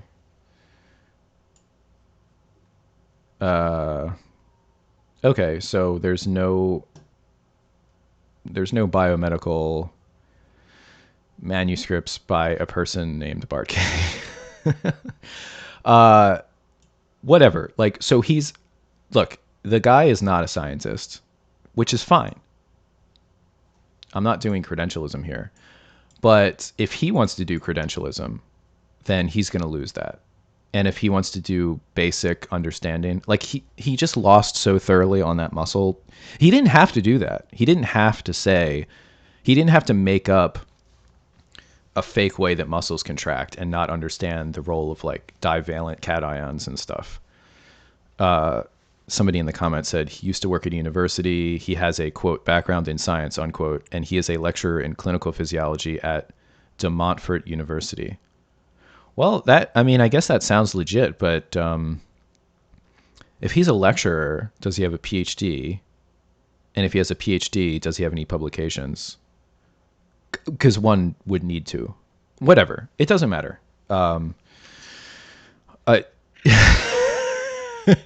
He's a funny guy. You know, I was kind of warming up to him at the end there. It's funny. He's funny. Like, he's good. Like, he does the bit. Like, I'm an asshole. Like, I'm going to call this guy dumb and act exasperated with everything I don't agree with, and act like that kind of, like,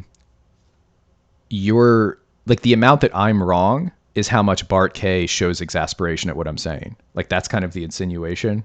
But yeah, and that's a great way to get a really dedicated like audience, right? Like very passionate, dedicated, tight knit community.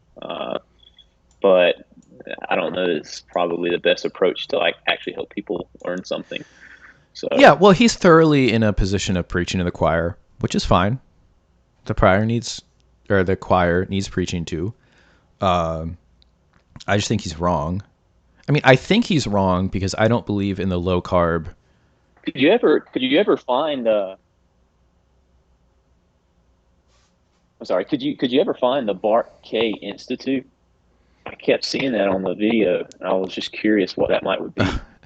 No, I'm kind of scared to like look into that kind of like I don't want to get into like levels of personal interest in whatever he's into that could in any way be perceived as like character attacks.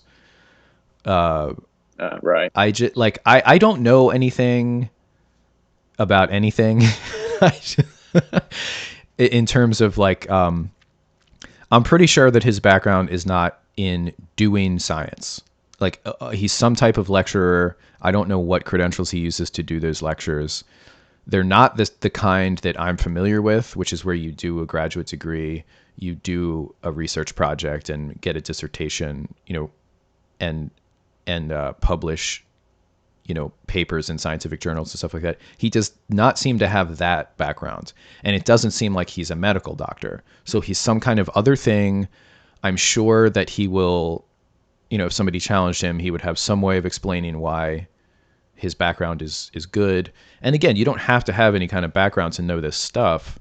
It just, when you do start to get into like saying somebody doesn't know what they're talking about or they don't have any background themselves, you open yourself up for a battle of credentials. And in that battle, I will win. That's all I have to say about that.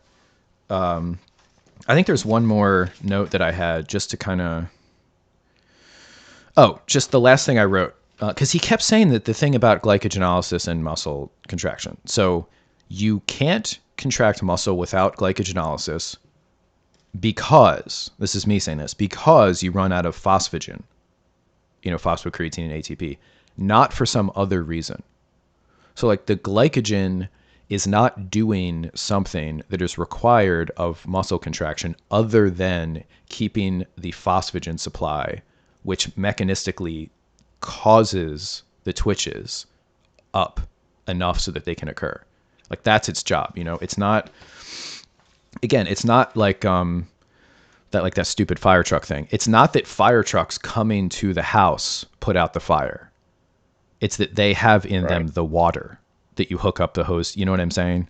Like you could pull up a bunch of fire trucks and park them outside of a house that's on fire and nothing will change about the fire. Or you could have another source of water other than the fire trucks, and that would put out the fire. So in this analogy, the glycogen is the fire trucks. They're bringing the water. So the glycogen is bringing the phosphocreatine and the ATP with its own energy breakdown that resynthesizes with the phosphate attachment, those molecules. That's the water. That's what puts out the fire. And that's just what it is. And he's so wrong on that it's like, what are people like watching his video for? I guess just the snark and like the self-confidence and, oh, I'm so much smarter than this other person because I'm watching this guy say that this person's dumb, which means they're dumb and which means I'm smart. And all I have to do is watch a YouTube video to get this feeling. that must be nice. Pretty much. Yeah, so I mean, I think he has his audience is just drastically different than yours. I mean, and he probably has a larger base that he can pull from than you would. But yeah, I think people they simply just don't understand. But if someone was open-minded enough, they would go to your channel and watch your video and then probably not comment on the video and just question whether or not they actually understood. And if they didn't understand something, they would pose like a legitimate question rather than like say you don't know what you're talking about because keto doesn't stand for ketoacidosis. Right. So well, that's fine. I mean, I didn't make I sort of made that video for I made the video. Actually, I sort of made the video for this purpose. I can't really, now that I remember back to why I made this video, I think it was actually to annoy low carb people. And so there you have it. Yeah. So like mission accomplished. But yeah, it's just because nobody talks about this stuff. Nobody talks about they just say, oh, now I'm keto adapted. And occasionally people say, oh, my performance and like weightlifting went down. And they might say, oh, my like long distance running got better on like a keto diet, and my sprinting got worse. That I will say that I was delayed in changes I made relative to the keto diet simply because like such a large portion of my year is spent in like the whole point of summer training to a degree is like being better in your aerobic state, right? So like using fat more efficiently. So I didn't really get a whole lot worse at cross country. Like I could still clock out like, 5 minute miles and be okay.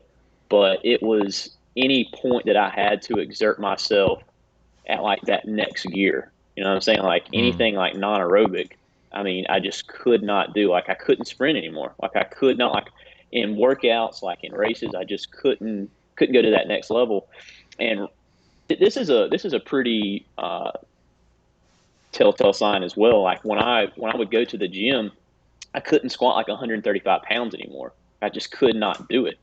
And right now, I'm definitely not super strong or anything, but I can squat a little under 400.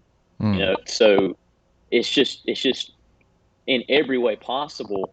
Uh, my body was responding poorly to a very very high fat low carbohydrate diet, especially for someone that would need to at times uh, go into some of those other energy pathways, uh, and as a higher percentage of what I was doing, right? So Yeah, and that's such a common thing. Um, maybe it would be interesting to see what somebody like Bart has to say about that. I would hope that it would be something other than you just have to be more keto adapted. That maybe there's like, yeah, I don't know. Maybe my gluconeogenesis wasn't sufficient, but even then, I would do the whole carb cycling thing. I would carb load in a sense. So, I would do the thing where you just don't eat carbohydrates for an extended period of time, and then like you load up like the day prior to a race. That didn't make things better. So I don't know. Even if I got to the point where I was like, well, what if I just trained for an extended period of time, like through the majority of my training phase, like really low carbohydrate. Then like the closer I get to my competition, I like slowly start to reintroduce carbohydrates. mhm. And I think simply because during my training phases, my uh,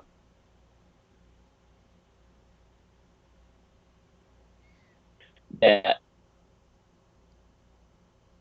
to perform right, like have that peak, right, peaking at the right times of the year. Uh, so just some of the challenges I faced, at least personally. Yes, yes, yes, yes, yes. Um, so you actually weren't able to get back. Like, did you ever go back to your previous diet before those changes? Uh, and your performance Yeah, was definitely. sort of I was forever. scared to.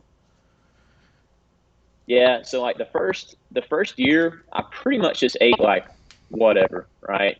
Very, very, very high carbohydrate, just because that's what I craved. I would sit down and I would literally eat bowls of cereal with like low fat milk, but I would like pour honey over it. you know, I was one of those people that could drink chocolate milk, like low fat chocolate milk, right before I ran and have no issues. A lot of people just didn't like milk, but I had no problems. And yeah, I had no idea. I wasn't really concerned about what I was eating at that time, but I slowly started to eat lower glycemic carbohydrates, and then I got more into like nutrient timing. So I would fast, and then like if I wasn't doing an intense exercise, I might just run 15 miles fasted, like no breakfast. Yeah, oh yeah, and so I never actually reintroduced my diet as I originally would have. Mm. Um, yeah, so it's just kind of 3 years of just constantly getting worse, and my assumption was, like running's just not good for you, right? Like it's Well, well, that's kind of and to a true. degree, I kind of Yeah, I definitely am not an advocate of like long distance running for health. Um, but I think that the negative outcomes of both my health and performance had more to do with, the diet than the running itself, right? Like if I would have been eating sufficient carbohydrates and protein and not excessive fatty acids, I probably would have been totally fine. Like at the very end, I started to get my chest pains and like really sharp pains, like specifically what seemed to be my heart, right? And so I went to a cardiologist and got like an EKG and all this other stuff. But he more or less just said, "Yeah, you're perfectly healthy. You might just have a little bit of low level inflammation going on for whatever reason." He said, "Just start taking a full dose, not a baby aspirin, every single day." Oddly enough, that's what kept me through that last semester of school without like any issues. I didn't change my diet, but I started taking that baby aspirin, or not baby aspirin, full dose aspirin every single day, and my performance didn't get better, but I didn't have like the weird chest pain Mm. and like heart attack scares that I was having. Wow. You know, so I but yeah, and then it kind of makes sense once I was exposed to Ray Peat about a year after graduating. Um, but yeah, it's a little bit more, probably more story than most people want. No, I think that's just the perfect amount. And ending with the aspirin, it was kind of like started a new chapter. I think I've said this. I don't think I said this in this video, but when I was really low carb, I would get migraines after, not like the worst migraines in the world, but definitely some type of migraine after exercising pretty intensely. So the one of the semesters in graduate school, I had Tuesdays off. I didn't have to teach or take classes or do whatever. And so the uh, gym that I was a member of at the time, it was a jujitsu gym that also had Muay Thai, and I would do.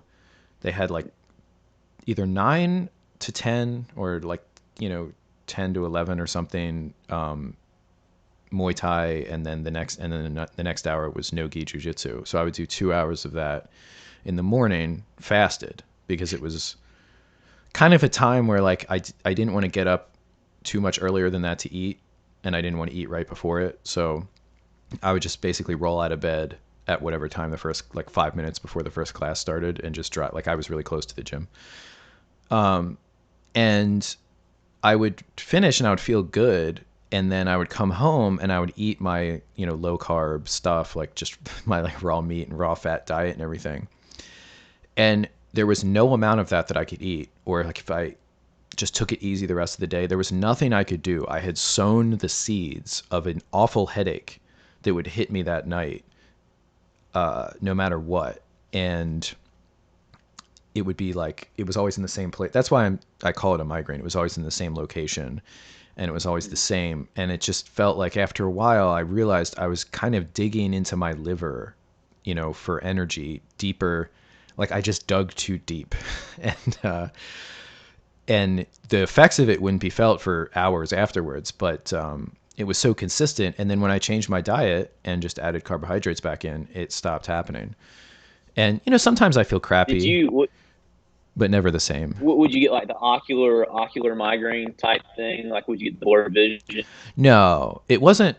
It wasn't a super serious. the Yeah, it floaties? wasn't a super serious migraine. I didn't have to like be in a dark room or anything like that. It would just be a really bad headache that lasted for a while. That most medicate, like if you just take regular headache medication, it doesn't really help. And it was centered Right. in a certain location, in the same location every time, like right, like my eyebrow, kind of behind my right eye. And so that's why I'm calling it a migraine. I don't know if that would be clinically what it's called, but I think it fits enough of the definition to be like a mild migraine. So that was one of the big effects that I had from that kind of a diet.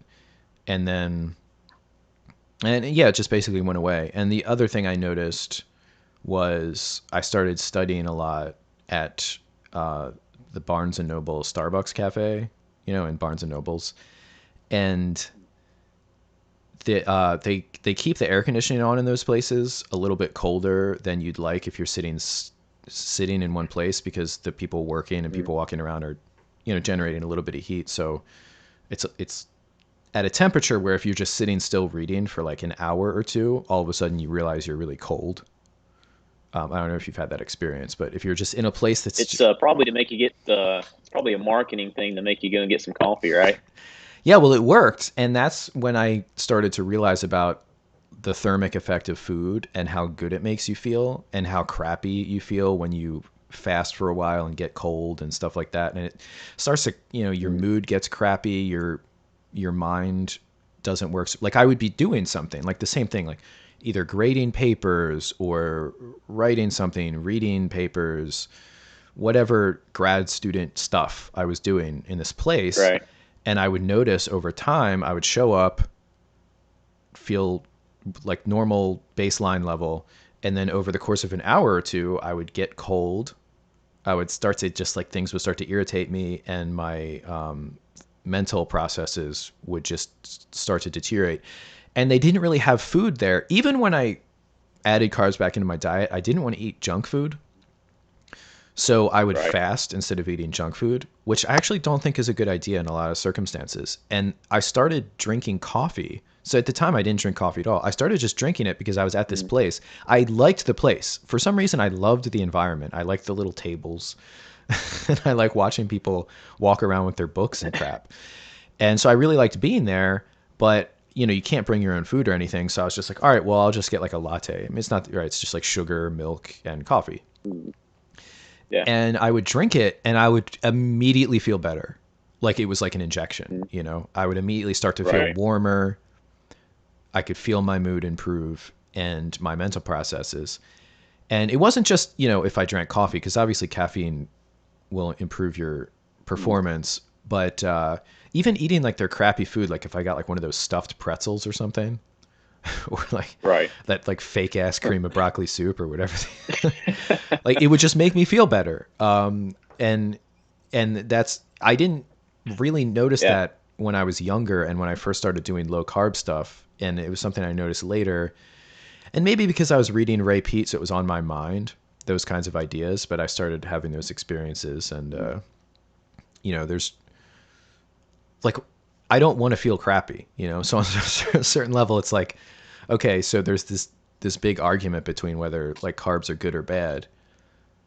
That can be had academically, but it's like it's just making me feel crappy.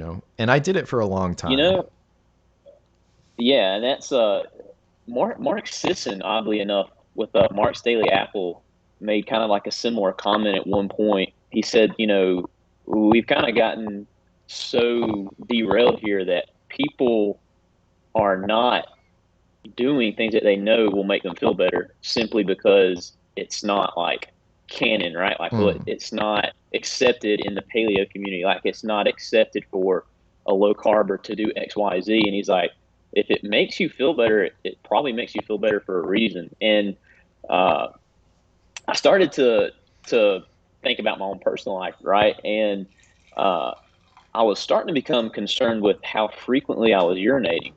Uh, and like I just Googled it, of course. I was like, what does frequent urination mean? right. And, like the number one thing that pops up is like, oh, you're probably diabetic. Right. It's like, holy crap. Like, how's that even possible?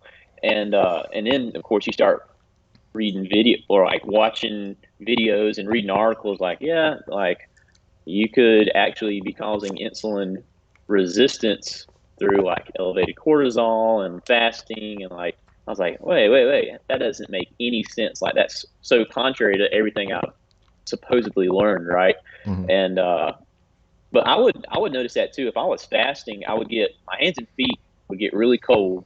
And I think that I've still kind of like probably got some like metabolic damage from doing low carb coupled with 4 years of running.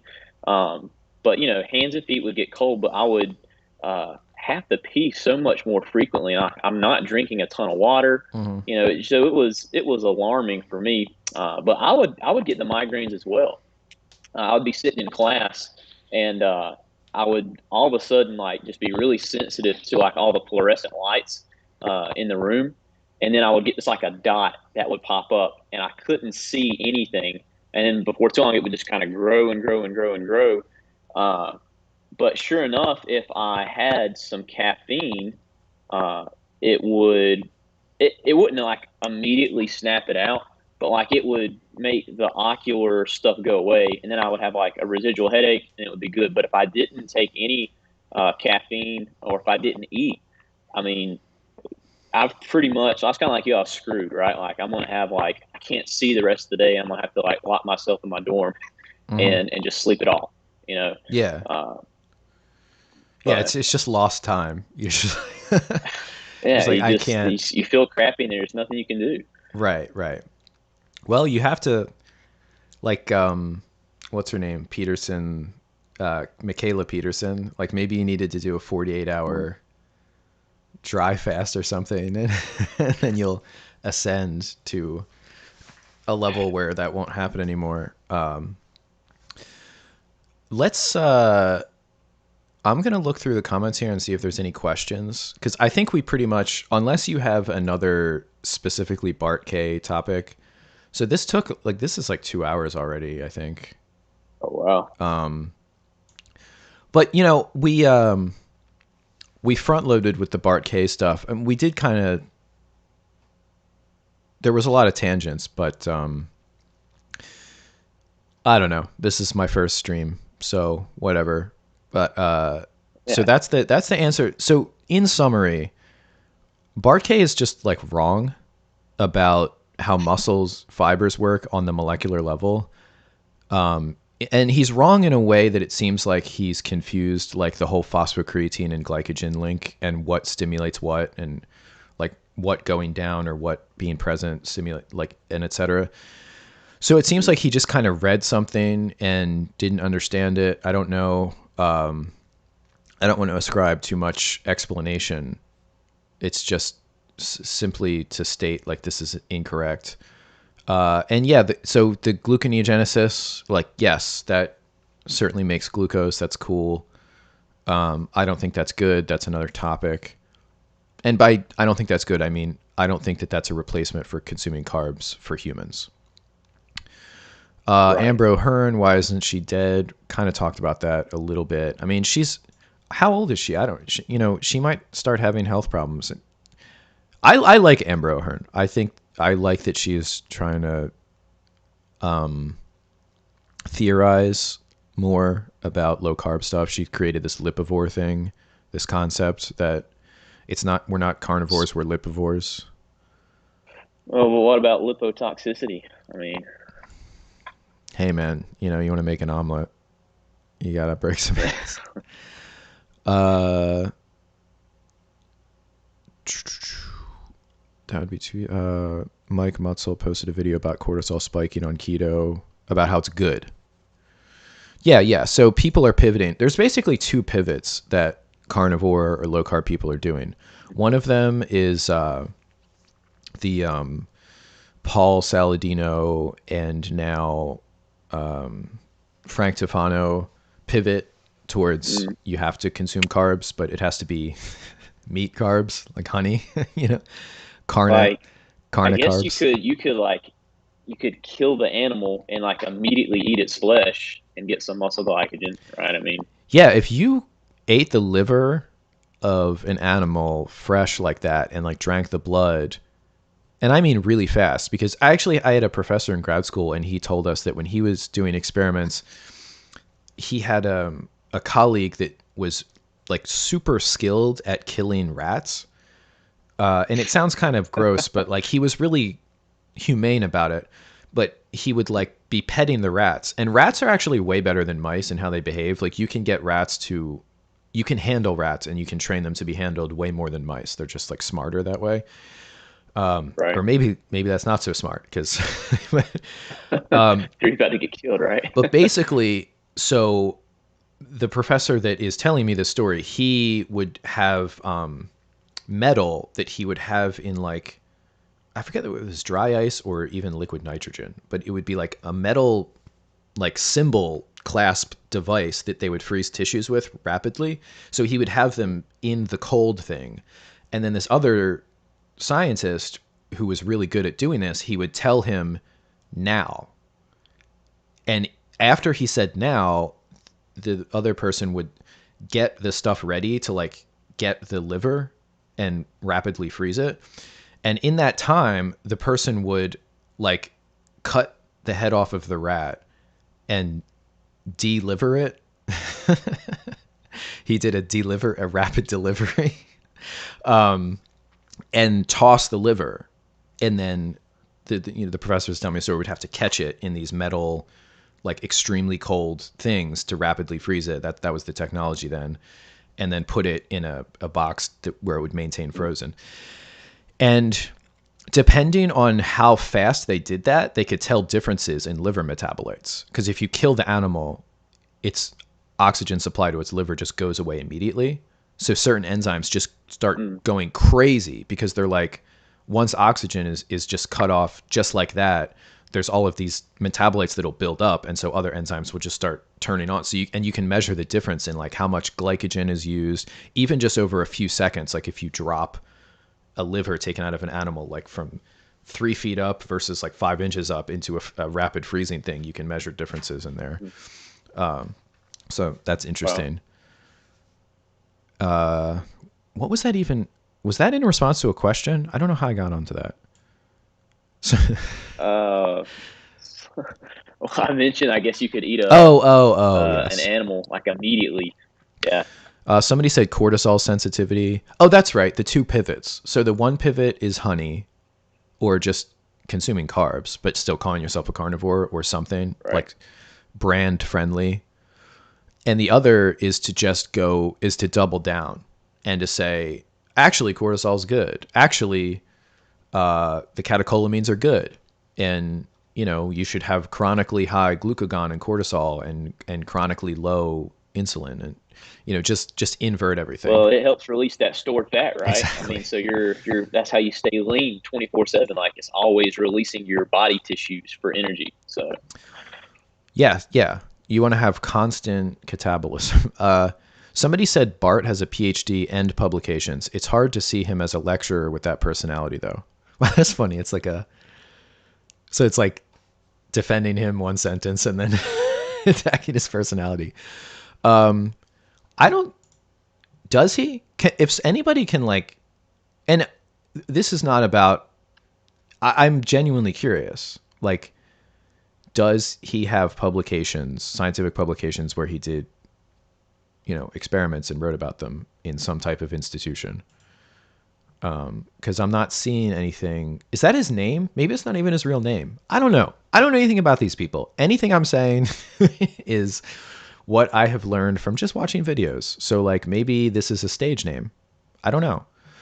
But usually when you go to PubMed and you type in somebody's name, if they are an author that has published things that are in the milieu of biomedical research, it'll come up. Like if I type my name, just like 15 results come up. And it doesn't even have to be exactly the way as it's written, because I typed in my first and last name, and what comes up is my last name and my first 2 initials, which is the way it is in the byline, I guess. So the search function is pretty good on this. I don't think I'm missing anything. I could go to scholar.google. That is a little bit more broad. Bart K.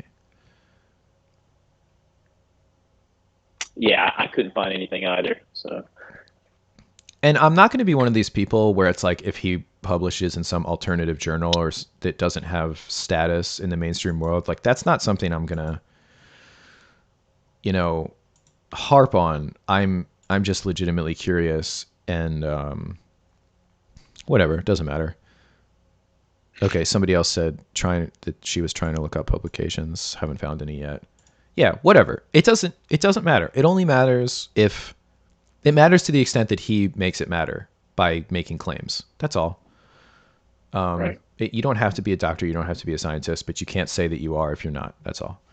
So, um, I don't think there's any other questions. There's really not that many people watching this, actually.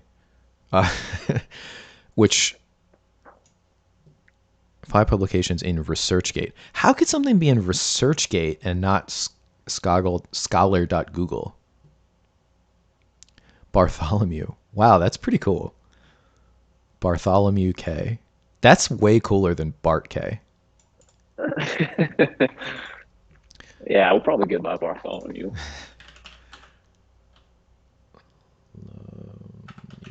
K.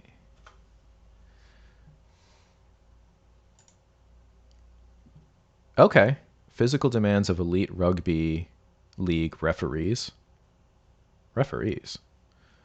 Hypoxia during recovery improves peak power during repeated Wingate cycle performance. Okay, so actually I am seeing. So he's got some stuff that's. It looks like the stuff in journals, Journal of Sports, Science, and Medicine, from 2003 to 2008. Uh, okay. So let's see. Hypoxia during recovery improves peak power. Um, Brazilian Journal of Biomotricity. Brazilian Journal.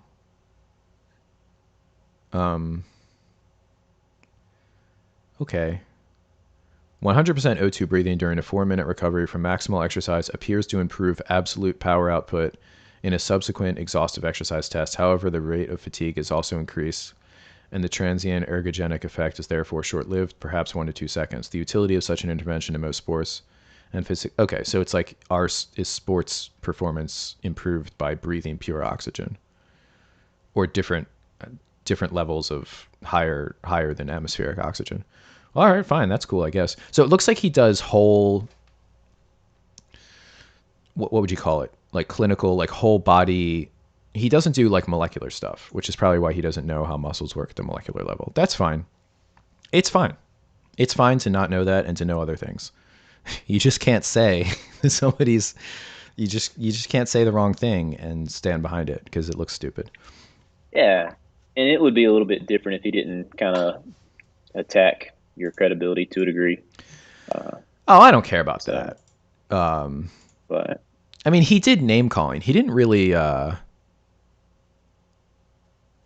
Oh, Matt Blackburn has a goat named Bartholomew. Okay, great. oh, All right. Well, was there any other like potpourri topics that you wanted to talk about while we're just chilling in this chill stream? uh, trying to think. I mean, there was a couple things that I mean, you can get off on a tangent on almost anything. We'll have to talk later about vitamin toxicities. Uh, I know that you were kind of interested about that when we did the talk with Corey. But it just seems like there's more and more stuff coming out about that. But maybe not on this stream, but something later. Yeah, yeah, we could do that. And by that, do you mean things like the fat soluble vitamins, like A, Like vitamin D, D? vitamin Yeah. A, copper, maybe even something like iodine. A little bit. That's more in like the peat realm. Mm-hmm. But yeah, things like that. Yes. Selenium. Yeah. Yeah. That's a good topic. Let's see what else. I think that's pretty much it. I think you know, I I would I don't think that Bart is going to respond to this. It's not really advantageous for him to do that. If we were in a less antagonistic situation that he created, if he had not created an antagonistic situation with his style, which appears to be impossible for him as a person, Mm. then It's pretty much all of his yeah, I videos. would be From what I, curious. Like, perhaps he yeah. actually has an alternative theoretical model of how muscles twitch in cells having to do with glycogen and not having to do with, phosphogenic molecules and not having to do with calcium binding and all of that stuff. I'm open to that suggestion. Unfortunately, I already said he was wrong, and I said he was extremely wrong. So I don't think we're at a place where that conversation can ever really happen. So I'm just going to double down and say that he doesn't know what he's talking about. I think he might know a little bit what he's talking about with like an athlete, like working with an athlete and putting them on certain things and having effects on their performance. But I gotta say, I don't think he knows what he's talking about in terms of cellular physiology. Certainly not molecular mechanics of biomolecules. Yeah, I'd say that's a pretty good summation. Because I mean, honestly, if glycogen is required, I mean, Bart, you can just look up ex vivo or in vitro muscle fiber experiments. They don't require glycogen. I'm sorry. Like, it's over. So that's over. And I guess also this stream is over. Probably could have tightened it up a little bit. This is a 2 hour and 15 minutes. Probably could have made it, I'm guessing, maybe an hour and a half if I was a little bit better. But this is a start. So thanks for anybody that watched, is watching, or watches in the future. And I'm probably going to target about 2 streams a month. So every other week, perhaps, with different people. I'll definitely have Keaton back. I'll probably get into a situation where I have some people just once and then some people recurring. And I'll try to have topics, and then also whatever the guest wants to talk about doesn't really matter. And I'm going to also keep trying to make just regular recorded videos as well. So having said all that, I'm going to go ahead and click